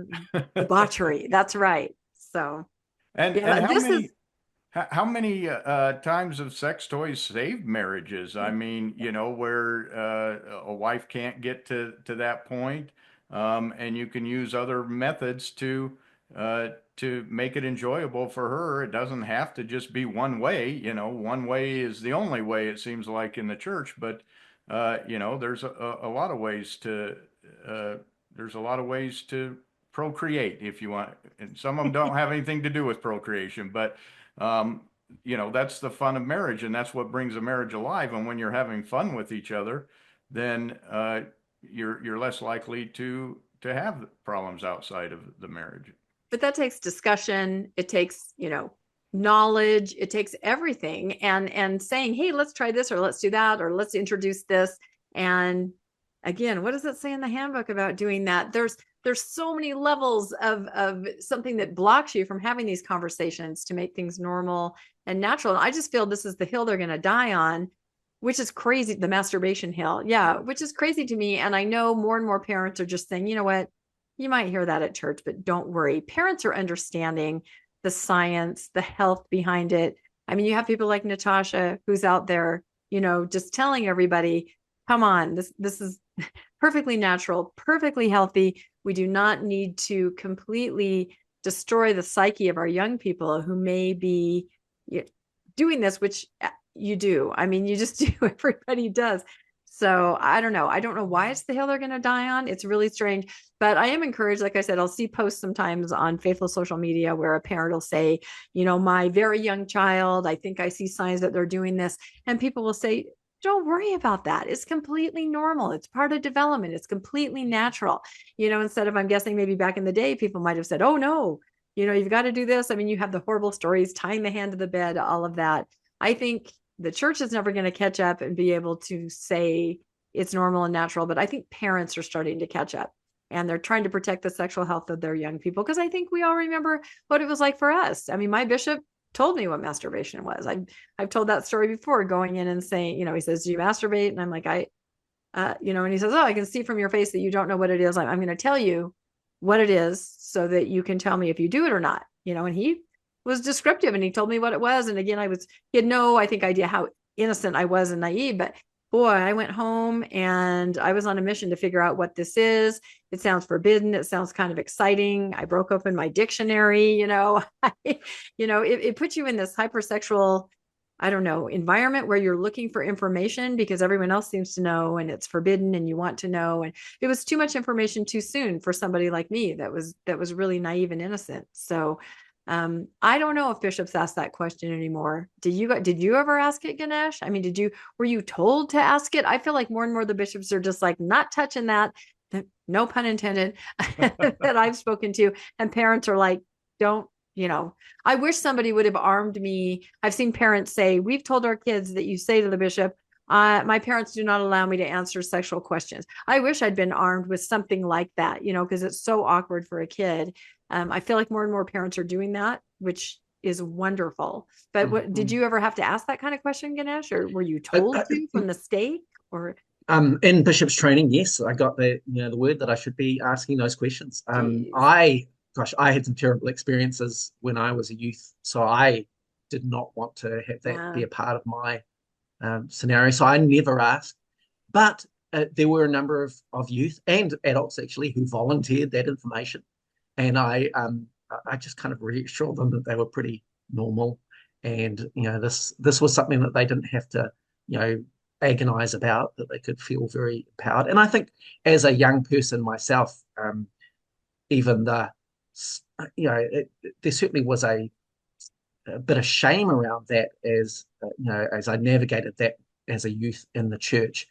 But I feel like I was pretty healthy and thinking, oh gosh, I'm a good person, and this is okay, or at least it's not traumatic. And so I didn't buy into the kind of the shame rhetoric, but I certainly had friends and then people who have told me in later in their lives that they've had a lot of shame around that experience, and it's quite a difficult one. So I think you're right, Rebecca. Things are changing, and people are seeing that as a lot more of a normal experience and talking about it in really positive terms. I think there are huge benefits actually from understanding your body. Particularly one of the oddities of the differences between men and women, of course, is that for a guy, in order to reproduce, you have to, produce sperm that ejaculates, and that happens through an orgasm. So guys, by reproduction and orgasm go together. There's just no way around that. And so typically men tend to have the experience where they, there's some enjoyment at least, right? But the way that physiology has happened for women means that actually the orgasm, the clitoris, as you talked about before, is not exactly associated with intercourse. So therefore, a woman can get pregnant, have a baby, and have never had an orgasm for the whole of their lives, right? So so that could mean that they might not experience something, or they might not first know that that's even an option for them, and B, might have gone through the whole of their adult lives giving birth to children and never have experienced that in a couple relationship. So that can throw an incredible amount of disjoint between a couple. And the real oddity is that, of course, a clitoris is, in humans, its only sole purpose is to provide pleasure for a woman. So actually, female humans should be the most empowered about the idea that this orgasm is for pleasure, that this particular part of your body is only for your pleasure, and that could be incredibly enhanced by the fact that it's mutual pleasure for both parties. So in the animal world, it's varied completely, right? There are some animals that only produce some female animals, like cats, that only produce an egg if they have an orgasm. So some animals that have to have an orgasm in order to have some kind of procreation, and in humans that's disjointed. It doesn't automatically follow. But that also means that the only reason for clitoris is for mutual pleasure. And if we could empower young women to know that, and to be able to have the confidence to explore that could lead to incredible sexual health and empowerment for women, but also for couples and together. So that's something I think is really an important thing to understand and teach and know. Yeah, I don't think that's in the handbook. Pretty sure it's not going to be in the handbook anytime. This reminds me of such a funny story. I have a friend who told me back on his mission, years ago in the 80s, they had a big zone conference, sisters and elders. And the president got up and he said, there is rampant masturbation happening in this mission. And, they're all sitting there. And then he said, my friend said, he'll never forget, I'm talking about the elders and the sisters. And right then, all the elders, they just went, the sisters? Half of them didn't even know sisters would do that. My friend said it was like, oh my, you could have just heard a pin drop, and you could see those elders just looking over at the sisters going, whoa, so again, a lot of people don't see women, in the church as any kind of a sexual creature, but yeah, it's a tough topic. And I feel like what you said before, I think people that get caught in that guilt and shame cycle, it has to do with scrupulosity already, and those are the ones that do get caught. Because I know so many people that have said, oh, that never bugged me. I knew that was my own business. I never had any guilt of it over it. Then I know other people that were like, oh my gosh, I was tortured, tortured to the point where I wanted to self-harm to get rid of those urges. So I think it just, it depends on the person. Yeah. Yeah. And of course, if it leads to scrupulosity, it means that you can often punish yourself to the point where incredibly unhealthy, but also, you attach yourself to maybe some really poor behaviors or some really bad ways of treating yourself that could, be, devastating long term and for any relationship that you're in. All right, let's go to the next. Oh, Bandon, can you take us through pornography? Oh, all right. I get the big one. Pornography. Teaching. The church strongly condemns pornography, viewing it as harmful and addictive. It also promotes modesty in dress and behavior, linking it to pornography. Difficulty. The church's intense focus on pornography can lead to excessive guilt or shame, even for members who may view it incidentally. It also makes women the regulators and punishers of their partners. It often exasperates the problem. Contradiction. It also completely overlooks reading material like romance novels, which are sometimes swapped at church. That's such a good point. Or the different series that LDS women will watch, where it's like, we're talking the period piece with the heaving bosom and all, but they don't see it as the same thing. Mm-hmm. Yep. My bugbear with this is that, nobody actually defines pornography, right? Exactly. So what the heck is it? Is it, exactly. Is it nudity? Is it, sex? Is it, it's such a concept of anything that might be salacious. Is it the Sears catalog or the undies and bras of, is it, nudist beaches in Europe? You have, or is it statues of naked people? It could be anything and everything, and it's almost like a boogeyman that then becomes this fixation that people have to solve or punish, or which is bizarre. And yet at the same time, like you alluded to before, Rebecca, the idea that this is a man's issue, man's problem. Women aren't sensual at all. They're not, they don't have any sexual, they're asexual as a species. So it doesn't affect them. They're the ones who should be, they need to protect the men through their modesty and dress from becoming descending into apes, but also they also don't have feelings that are aroused by any material whatsoever. It's just it's a bizarre situation that we're in. Yeah, I think the church basically teaches that anything that causes a desire within you is pornography, which, when you're a 16-year-old boy, that's a rock, it doesn't take much. And the sad part about this is that the less of that you see, the more turned on you are by even the slightest thing.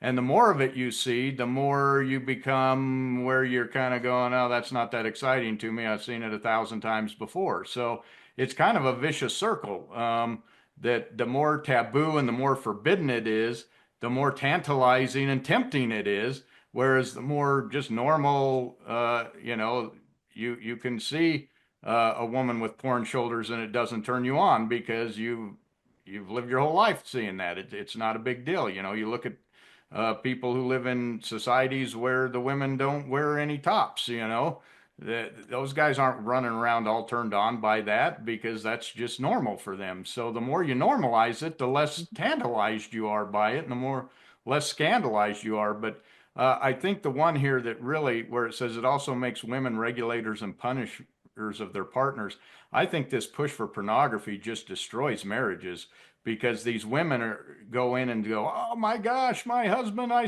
caught him doing this or that. And then they got to go tell the bishop, and now the husband's drug in with the bishop, and he's got to start a 12-step program, and he's got to apologize to everyone in the family, and she's got to consistently watch him, and it's an entire life of oh, this is who you are now. You're a pervert. because you did something that's, pretty natural to just about anybody when they see images like that they're going to go, interesting. So I think the reason that the church pushes pornography so hard is because it's a problem that everyone, when they tell you you have that problem, you go to the church for help. And they're going to help you solve it with their 12-step process, with their bishop, with your wife going in and meeting with the bishop, with you going in and meeting with the bishop. They're going to solve it for you.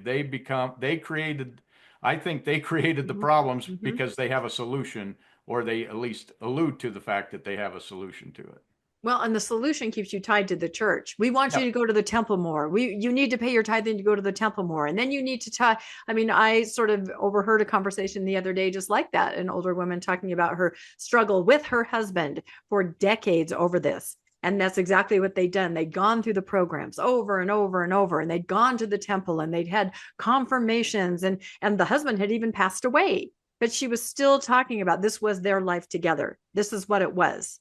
This struggle. And I don't even know what the issue initially was. Maybe a mailer from Old Navy showed up and he looked at, and I know there are other problems, but I remember talking to a friend who had a therapist come into their ward. He was in a leadership position to talk about this problem.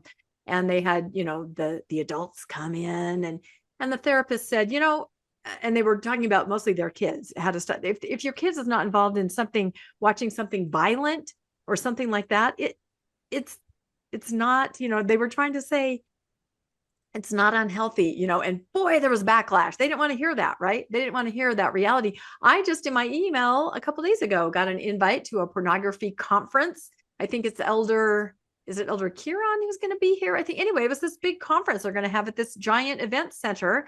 And it said, invite your grandparents, your parents, your friends. And I'm thinking the church it's obsessed with sex. I just want to know what grandparents think about this. Someone in your 80s, do you like this? Do you like going to church every Sunday and hearing about porn?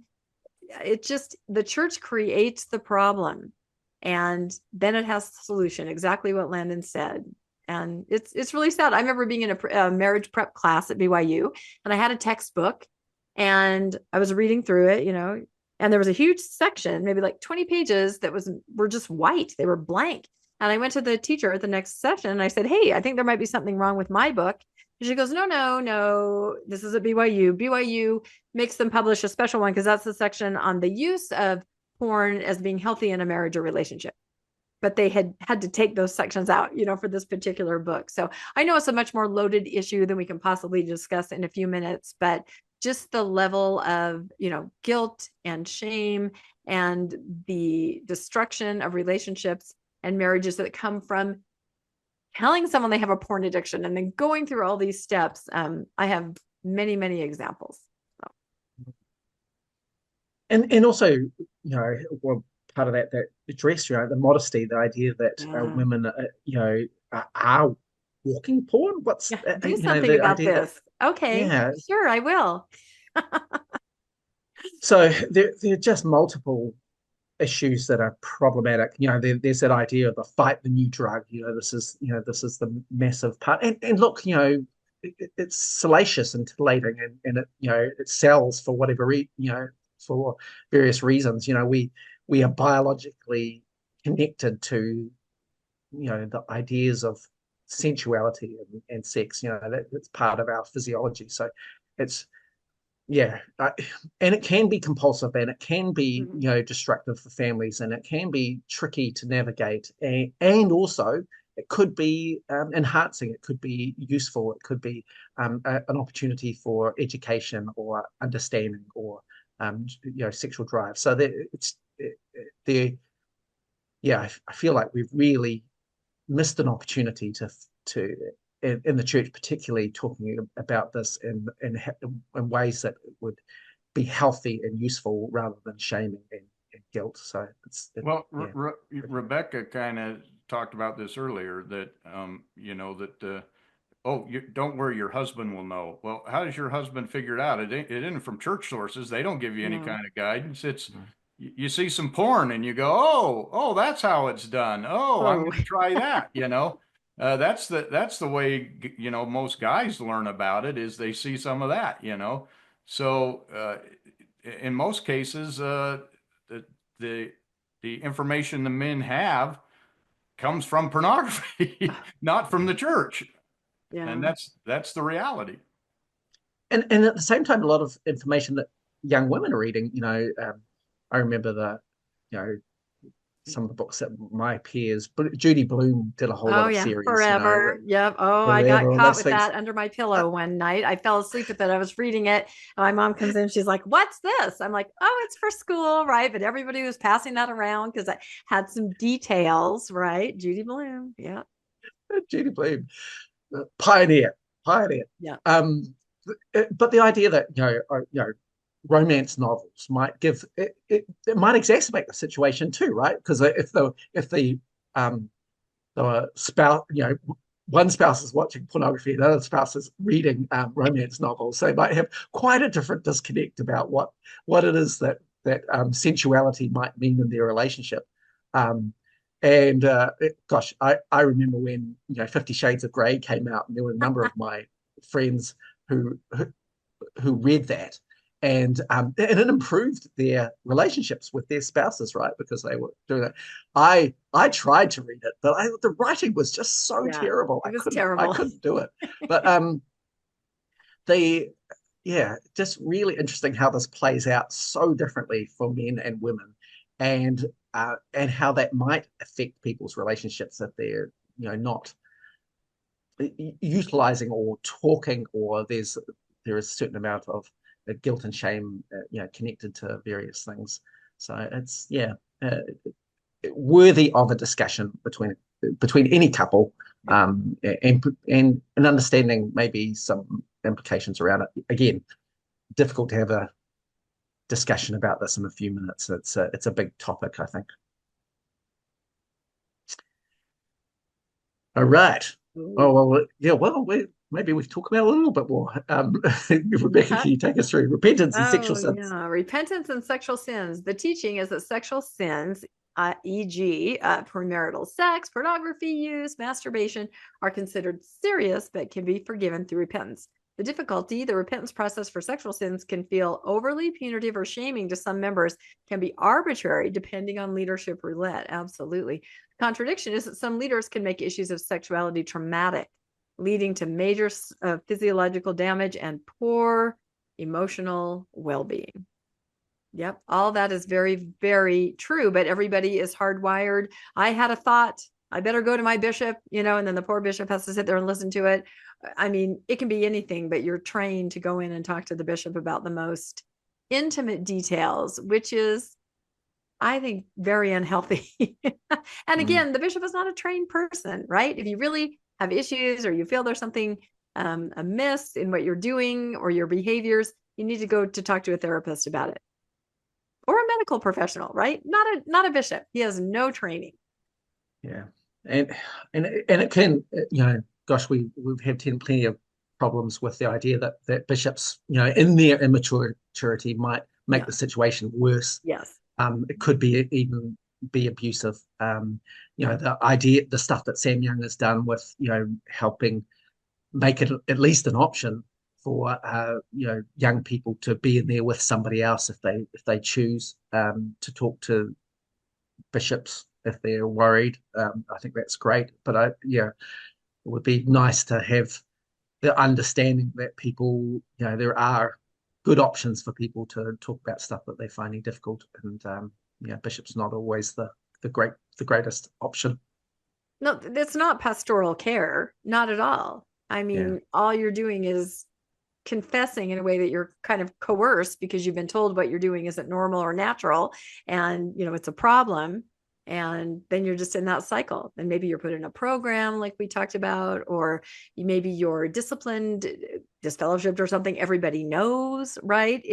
There's no secrecy. Everybody does find out. It's a negative process, I think, for leaders and for people who come in to talk. And when we're talking about young people, the idea of assessing somebody's worthiness, it's just ridiculous.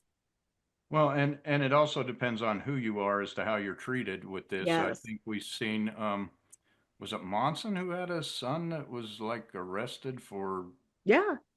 soliciting, and yet Mhm. he was 2 years later, he's called as a mission Yeah. president? There's the But, McConkie grandson, all these people. Yeah. Higher yeah. ups. And yet Yeah. a 16-year-old kid who messes around with his girlfriend is punished for the rest of his life, can't go on his mission, maybe excommunicated, all over a very similar act, yet one is in the know and is a high priest, and the other is just a priest, and yet the consequences are completely different depending on who you are. It's like the reverse lottery, isn't it? You might have somebody who's incredibly compassionate and takes you through the Yeah. your understanding, or you might have someone that kind of scars you for life, where it just is a horrific scenario. Yeah, that's really problematic.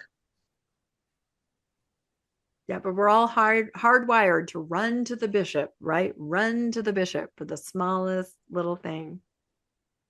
Yeah, look, I would, when I was the bishop, and people came to me with these kind of things because they did, the first thing I try and assure them that they were completely normal, Mm-hmm.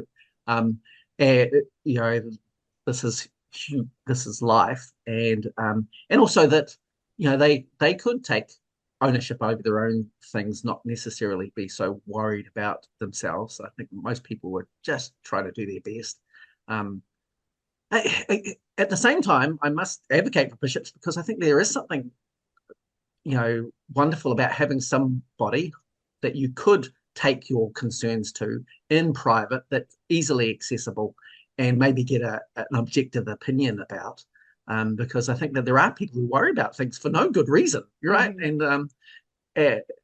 And so, if you've got somebody who is mature, who is a little bit versed in life, that can just reassure you that you're normal and that this is okay, or that there are resources for you, I think it can be incredibly empowering, because what do you do with the stuff that you just don't know who to talk to about, right? Right. So a bishop could be really amazing, and hopefully is really amazing for you. So it's yeah, it can go both ways. That's It's the roulette. trickiness of it. It's absolutely roulette. I have a story about a couple who they did have sex before they were married, but they didn't tell anybody, and they went ahead with their temple wedding. And 2 years later, the wife was feeling guilty about that. So she said, let's just, we'll just go in, let's just clear this up. I just want to, I feel like I want to get, I want to talk about this. And the husband's like, I think we should just live our life. And she's like, no, no, no, let's go in. Let's go in. And it was roulette. They ended up getting excommunicated, even though they'd been married for 2 years, and it happened 2 years ago. And the wife was so upset that she left the church over it. The husband was able to reconcile it and stay and remarried. But again, another bishop might have just said, you know what, you guys are okay. Just, Yeah.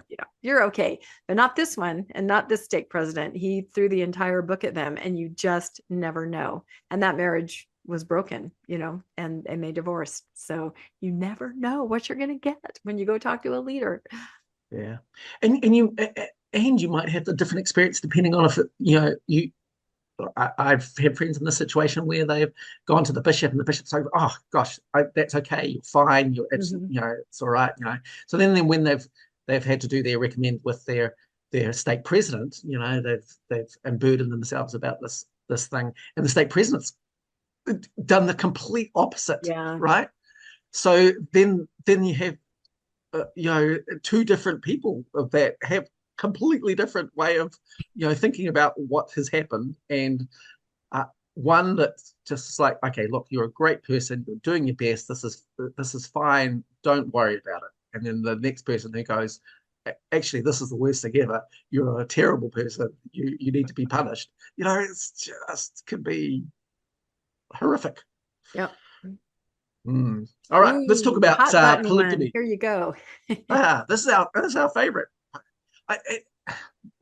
And we've talked about a number of sealing issues, which go back to the arbitrary nature of heaven and what that means. But no, the issue of polygamy in LDS history is just massive in terms of this. This set this whole thing up, and it's our legacy that follows right through all of these discussions.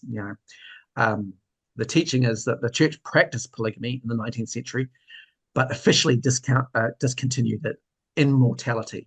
From starting in 1819 through to the early 20th century, fits and starts, polygamy was eventually abandoned as a mortal practice, but the church still practices it. Its sealing policies and emphasis on godhood in the celestial kingdom. This means that polygamy is a reality for faithful members in the eternities, and this causes huge anxiety for couples, worries about husbands' remarriage or sealings, unable to be cancelled, and the contradiction is that we have this idea that you live in this sphere, you sacrifice now, and eternity is designated for your sexual or marriage fulfillment. And for men, that might mean the idea of having multiple partners in the hereafter, and the converse for women, that their men will be perfected and they'll be able to be married to somebody who is amazing, wonderful.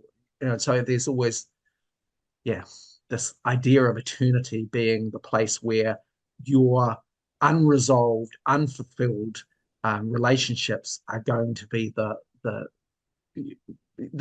thing of your fantasy. Really, really tricky stuff. And the polygamy legacy, and of course Carolyn Pearson's book, Ghosts of Polygamy,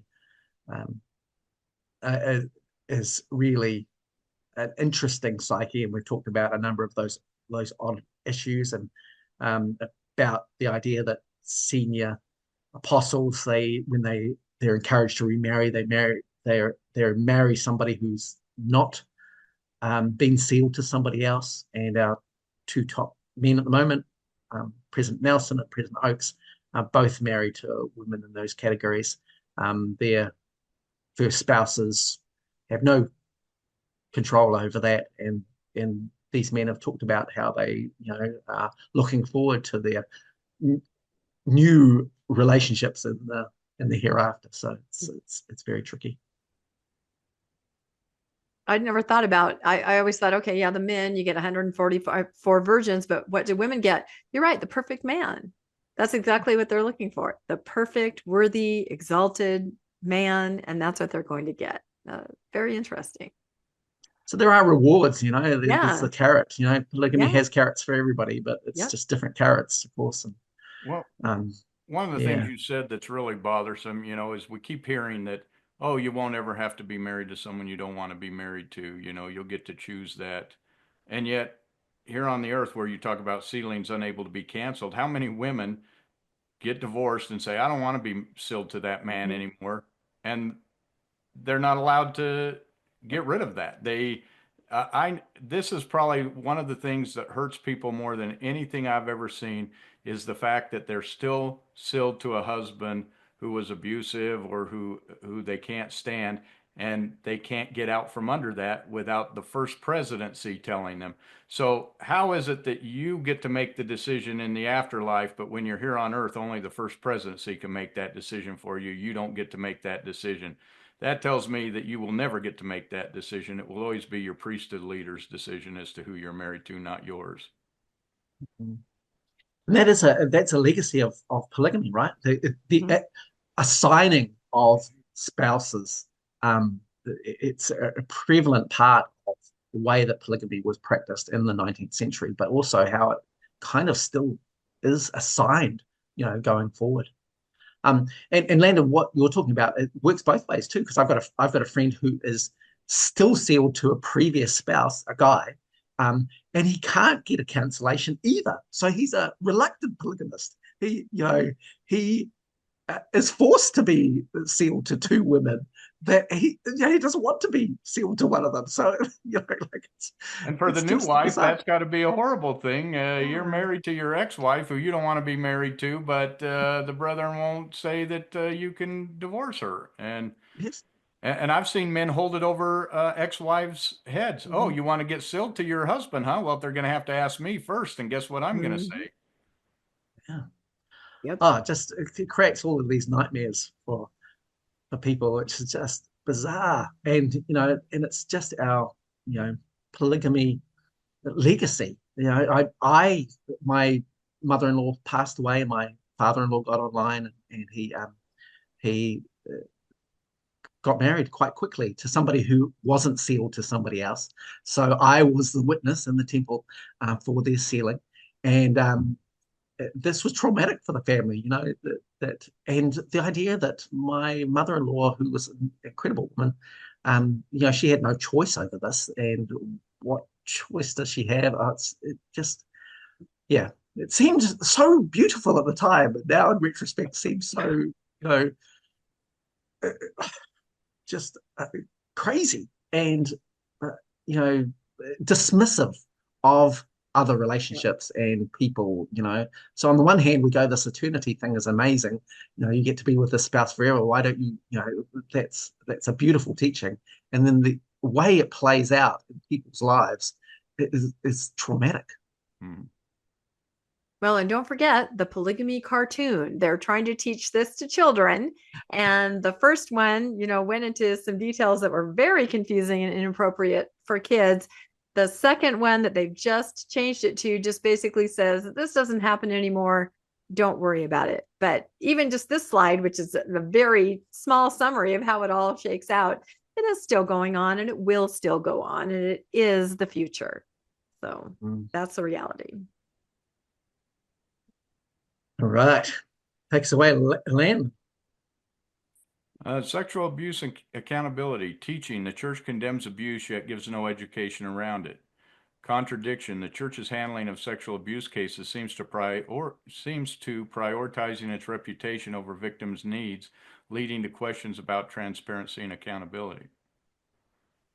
Yeah, this one's huge. Yeah. Yeah, I've just been involved with, New Zealand did a incredible investigative reporting podcast about the LDS Church and its reporting of sexual abuse in New Zealand called Heaven's Helpline. And I was interviewed as part of that as a previous bishop, and pretty much everybody who was interviewed for that series in New Zealand. And it was a really big one that shone a light on the idea that sexual abuse happens in all organizations. So this is our church is not unique in that whatsoever. But the idea that the church prioritizes its reputation over the victims is something that it is incredibly damaging and suffered a huge amount of bad press in New Zealand and across the world because of its seemingly terrible priorities in this issue, in this area. Yeah, most victims end up being abused by the abuser, and then they're abused again when the church tries to undermine it or slide it under the table so that its reputation is not hurt. And they'll we've seen several different things that they stoop to, telling them, oh, yeah, and when your church leader or somebody high up in the church comes and tells you, we're asking you to drop this, people feel like they're obligated to do that. And that's just an abuse of power there. It's not sexual abuse, it's abuse of power, and they become a victim twice. Yeah, but we're seeing more and more cases in the media everywhere. It seems like Floodlit, if you guys aren't familiar with that, check that out, because they track all the different cases, and more law firms are taking these cases where they're actually suing the LDS Church, some class action. We're aware of several different ones that are in the works right now. And sometimes I feel that's what the rainy day fund is going to have to be for, because so many different scenarios, and there's just a lot. And the way that it's handled, and telling a bishop, and it's brushed under the carpet, and the helpline is called, all this comes out more and more in discovery on these cases. And it really there's so much money. And I've talked before about cases with the Catholic Church they will sue individual dioceses, right? So once that diocese is bankrupt, you've sued it for all it has. There's nothing. The church is consolidated. Anybody anywhere in the world can sue, and it's consolidated with one person, right? It's a corporation soul. So I feel like the more and more attorneys get the idea of how much money there is there and how many of these cases that people would like to press forward, I think we're going to see this ongoing. I mean, it kind of started with the Boy Scouts. We had the horrible Arizona case. We've got one right now is it out of Washington, Landon, where there's like 25, there's a lot. If you just kind of pay attention and Google that, there's a lot in the news right now. And I think there'll be more. It's really sad. And the terrible thing is, of course, the church could be a leader in this. Like they could absolutely, we have a hierarchical system that runs from Salt Lake. You could implement something good that goes across the whole world. And it's odd because in Australia, because the legislation is different in Australia, they force all of their churches to abide by a higher process. So the church, LDS Church in Australia, operates with a higher level of accountability with regard to background checks, making sure that people are in positions, have got the green light from authorities, all those kinds of things. This happens in parts of the world that the church operates, including the UK, where some of the members have forced the church's hand by saying, "Look, here are the implications and the risks. You need to mitigate it through these kinds of ways."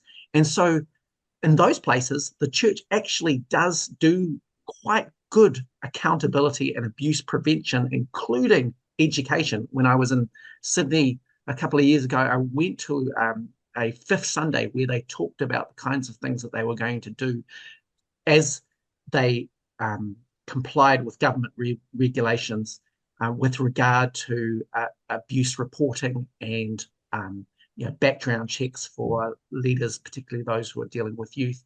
So the church knows that in other parts of the world, it has to operate at a higher level of standard, and they comply completely.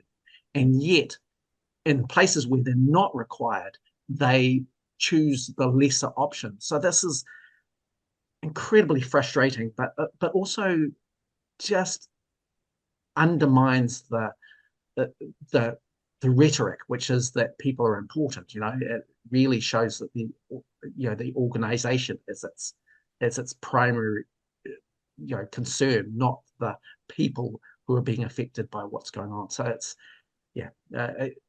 I find this incredibly just disastrous, and I advocating for change in this area, and it's just so hard. If there's any church that should be more vigilant about this than any other, it's the LDS Church, because of the fact that it's a lay clergy. So they have lots of people who have no training, who are coming in, and it's easy to sneak in if you're a predator, because you just have to come in and kind of volunteer to help out, and you can be put in these positions. Whereas other churches, it's actual employees of the church where they have more control and more ability to view the daily interactions of that employee. And I think the church uses that in the opposite way. They get to say, "Oh, well, these are just volunteers, and therefore there's no way we can control them, and they don't represent the church at all, and therefore what they did can't be linked to us." And they use that argument rather than to say, "Hey, we have a lot of opportunity for people to sneak in here. We should be hyper vigilant about this." Yeah, that's true. But the mark of character is what you do when you do not have to. So the fact that they do this when they have to in other countries, they have background checks and they do what the laws of the land require. But in a place where that isn't a requirement, they just don't do it. It's the same thing with temple building, right? You do it when you have to conform legally, but when you don't bother doing it. But there are children in other countries and here, so there's no difference in the need of what should happen to protect them, but they do not do it. Yeah, incredibly frustrating. Yeah, very good. All right, who wants to take us for our last one? Yeah. Is it whose turn is it? I don't even know. Is it Landon's turn? Might be mine again. I think it's your turn. Standards versus human nature. Teaching. The church emphasizes chastity before marriage and complete fidelity within marriage. Difficulty. These standards can be difficult to reconcile with natural human sexual desires, leading to feelings of guilt or shame among members who struggle to meet these ideals or find partners who are fulfilled.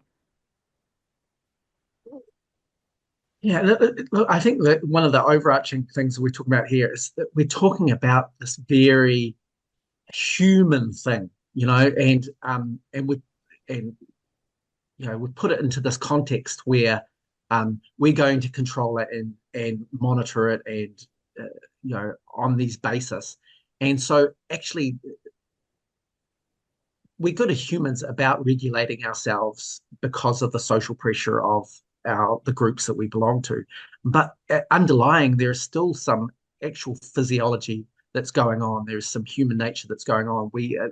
We are sensual beings. So when we don't recognize that as part of our discussion, it leads to a whole lot of problems that go on. I think we've identified a number of them through this question and answer. So I think it's just an acknowledgement.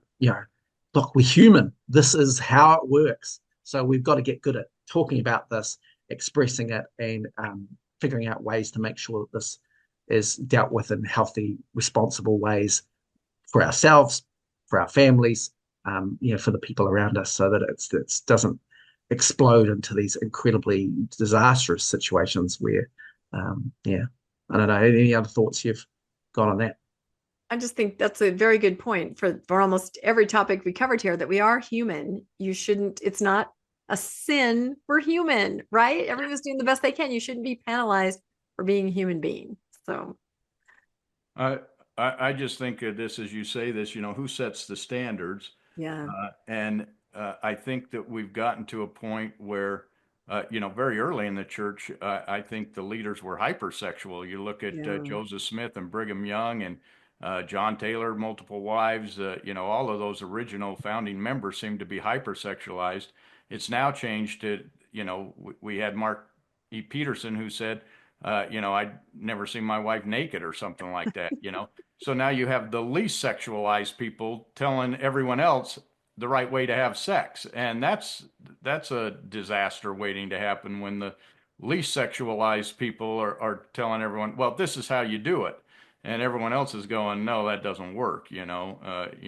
Thinking about sticking my hand in a thing of worms does not cease to make me a sexual being, and I think the church has gone from one extreme to the other, and I don't know that they've ever found a happy medium. Great point. Yeah. Tricky. Okay, and just in kind of closing, I wanted to explore something briefly. I think it's a big topic and maybe worthy of its own kind of podcast in general. But I think to understand that there are some priorities, and understanding that these priorities exist, understand why it is that we end up having these kind of situations like we do through looking at all of these sexual and gender and family relationships. What is it what are the rules that are underpinning some of these bizarre outcomes? And when I was looking at these ideas of who gets the last word, who gets the power in the situation, there are a number of them that play out in various ways in the church, and it all comes and stems from what we understand God to be. Right? Joseph Smith imagined a God that was like him, that was male. So therefore, male understanding overrid female understanding. A male could always veto what a woman says, and that plays out in the church, right? The Relief Society president can get vetoed by the bishop. Mm-hmm. Except for maybe a primary president who has men who operate as teachers, there are no places where a woman tells a man what to do. And so that underlying assumption of God being male plays out in a really interesting way. Same thing's also true of marriage. We believe that God is married. And so there are very few options in the church, and there were less previously, where single people could tell married people what to do. It's not that way around. It's married people in leadership over single people. That also goes for heterosexuals over people who are non-heterosexual. So people who had children, were advantaged over those who were childless.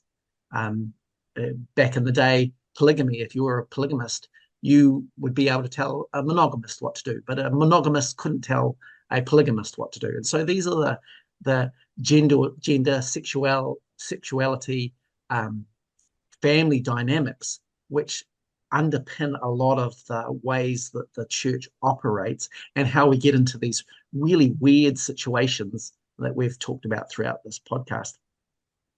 And there are a few that we haven't talked about that I think are really important. The idea that white is better than brown, and which is also better than black, right? So, because God is white and brown people are, like myself, are an aberration on that.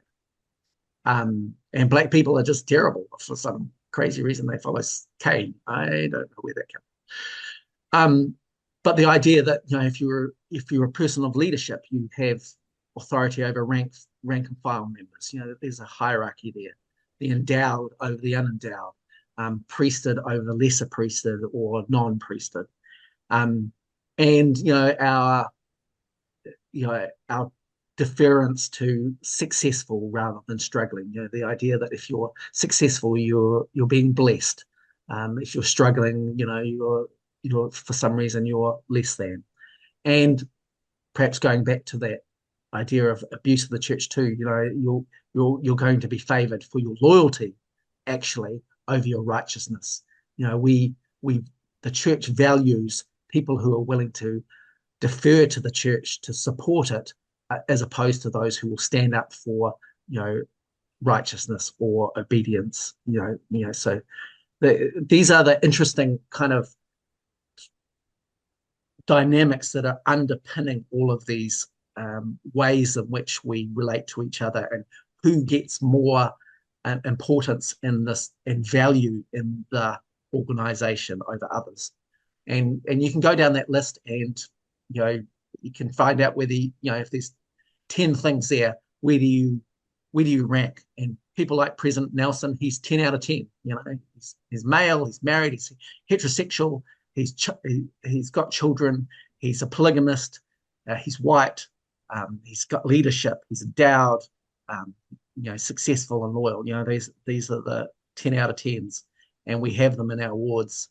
And depending on where you are in the world and what your ward structure is like, you might find that even if you're 8 out of 10 and most people are 6 out of 10, you've got a lot more value in that community. And if you're like I did, where I probably I was an 8 out of 10, I moved to the States where there are lots of 9s out of 10s, and suddenly I was not top of the pile. That was really interesting.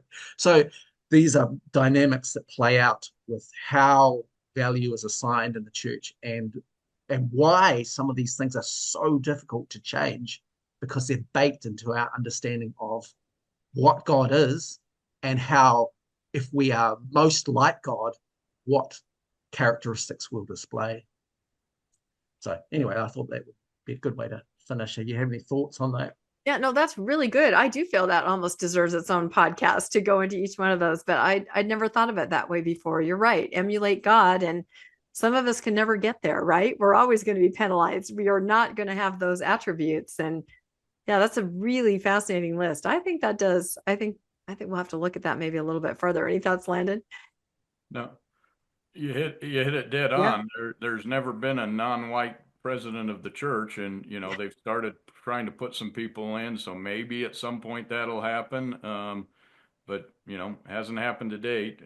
And almost all of them fit all of those other requirements. So you might get there 9 out of 10, but you're not going to get there anything less than 9 out of 10. Yeah. Yeah, I guess so. and partly, when you're looking at all these ideas about our identities, the ways that we express, the ways that our base humanness comes out in all of the connections and relationships and the organization that we exist in. These are the underlying rules that are governing some of those, and why it just doesn't make sense sometimes, and why it seems to be punitive for various people for various reasons. And we talked about, some of these are interplays, right? If males are more important than females, but married is more important than being single. Actually, this plays out in an odd little sense, and we talked about this a little bit before, where if you're a married male, you're probably on top of the pile. And if you're a married female, you're probably next on top of the pile. And then if you're a single female, you're next on top of the pile. And if you're a single male, you're actually at the bottom, because you have the least amount of value. So because you've got nothing to contribute. At least if you're a single female, you will be reassigned to a new household in heaven. But so not only do these attributes mean that certain characteristics that you might be innately to you play out in your value proposition with the organization, also some of the interplays between those characteristics play out in some really fascinating ways as well. So it's just a little bit of a minefield.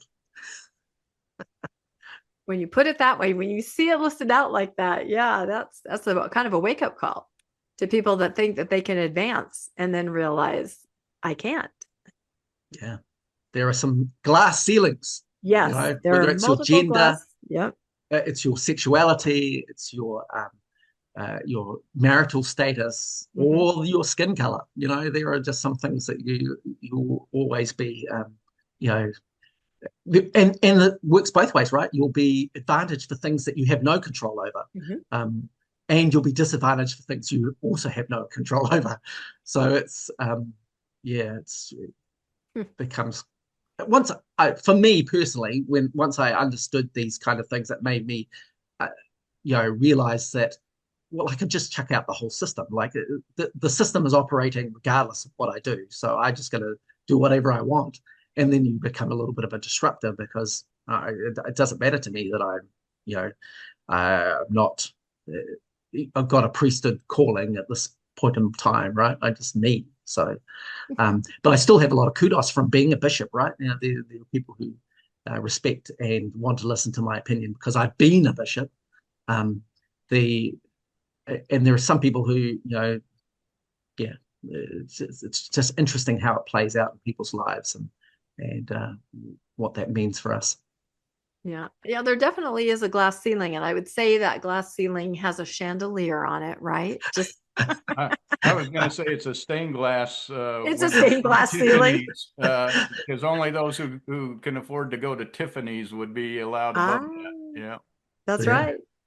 As they like the new Tiffany window in the visitor center at Nauvoo. Yep, exactly. And if you get up to those 9s and 10s, maybe you potentially you could get your calling election made sure, and you could break through the glass ceiling, and right, and you're pretty happy. That's the thing. If it works for you, by saying it works for you, it's this list, right? That's what it means. If it works for you, you're not going to really address any problems. You're not going to look at anything too closely because it's working for you.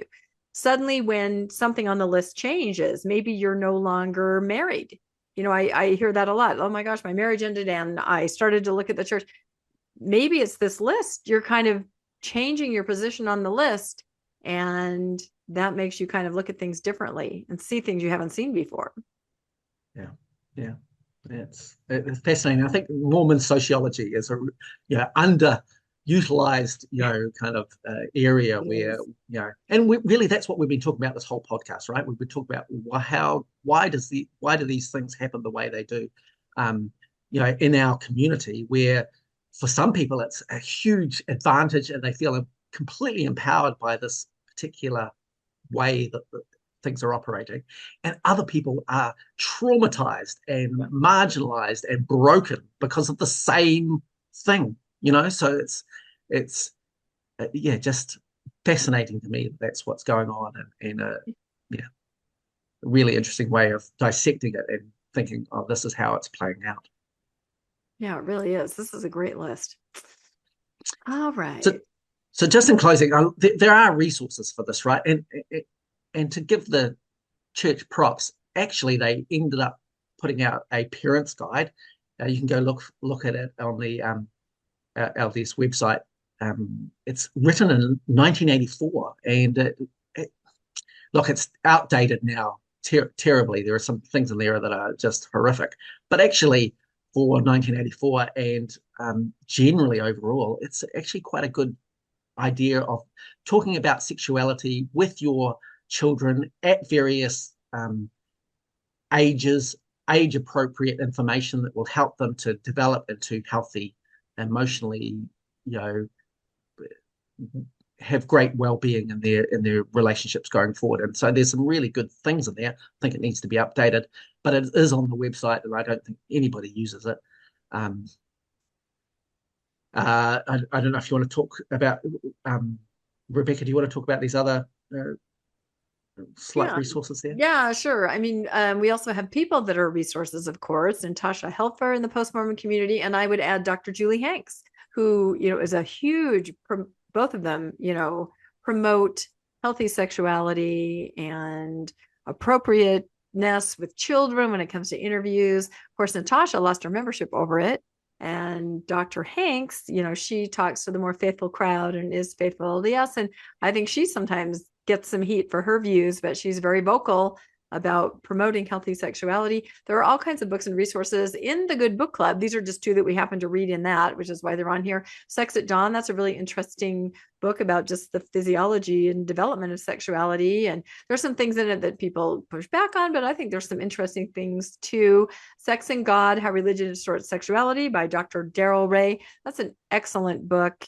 We've had him on a couple times, even on the podcast and also in book club to talk about it. But there's all kinds of things where you can kind of unpack what's really happening, educate yourself, ways that you can educate yourself so that everybody can be healthy. Parents, children, everyone. It's a huge part of life.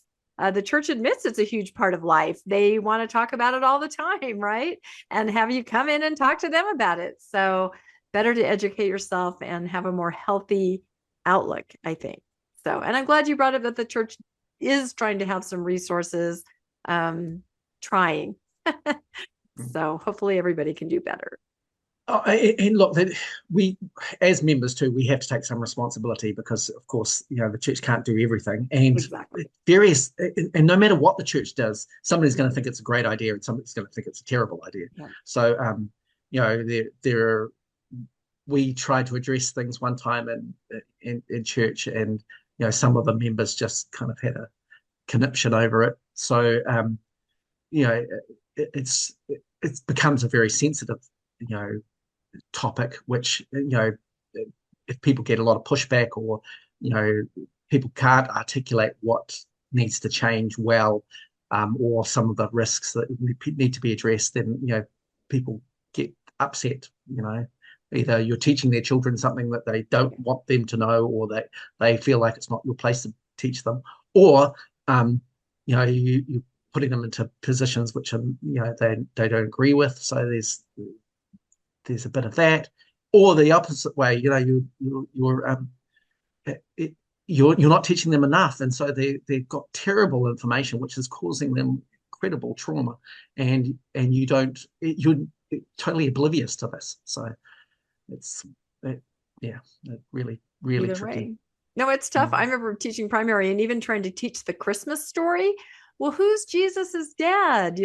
Well, it's not Joseph. What do you mean? I mean, I put my foot in it a couple times. Go home and ask your parents. I would have to say just about the Christmas story, right? So it's hard for people to know what to say and how to say it and how to be normal and natural about it. So I agree.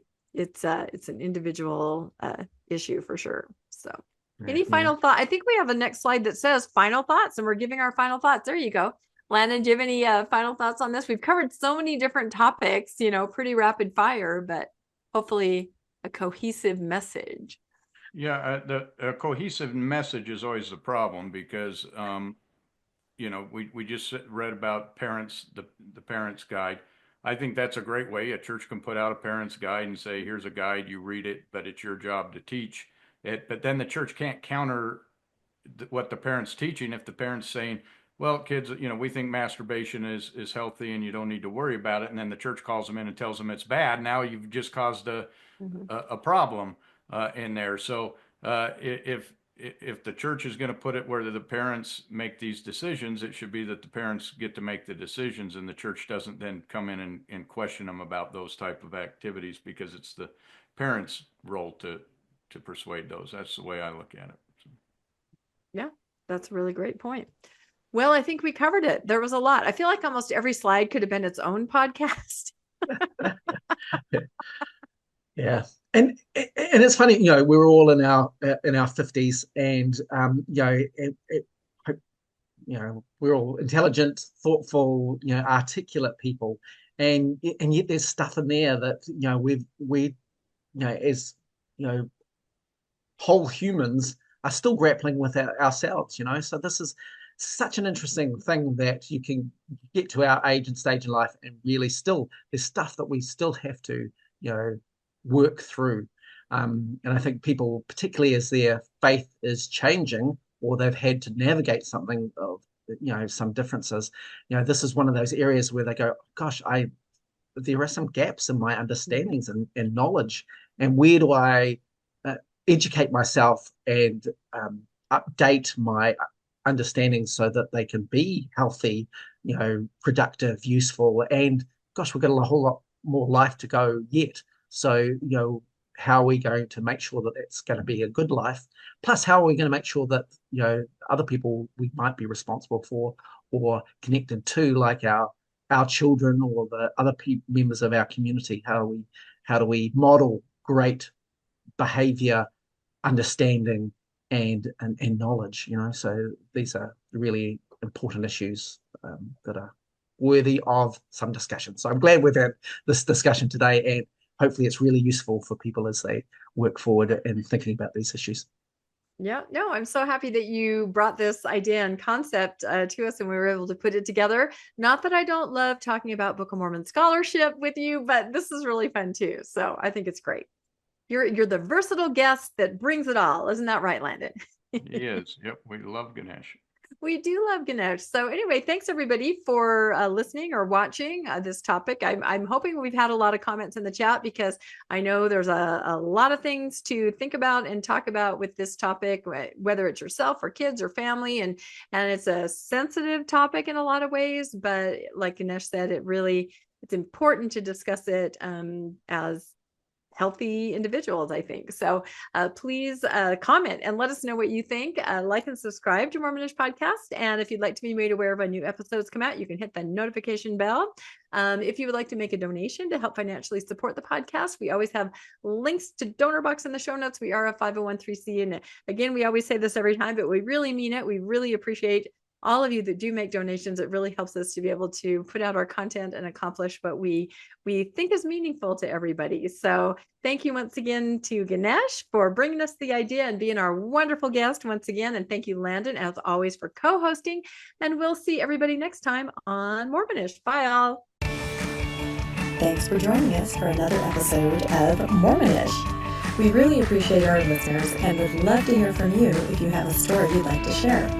You can email us at mormonishpodcast@gmail.com. You can also find us on Facebook, Instagram, and on our website, mormonishpodcast.org. And don't forget to look for us on YouTube and like and subscribe. Keep joyful, everybody.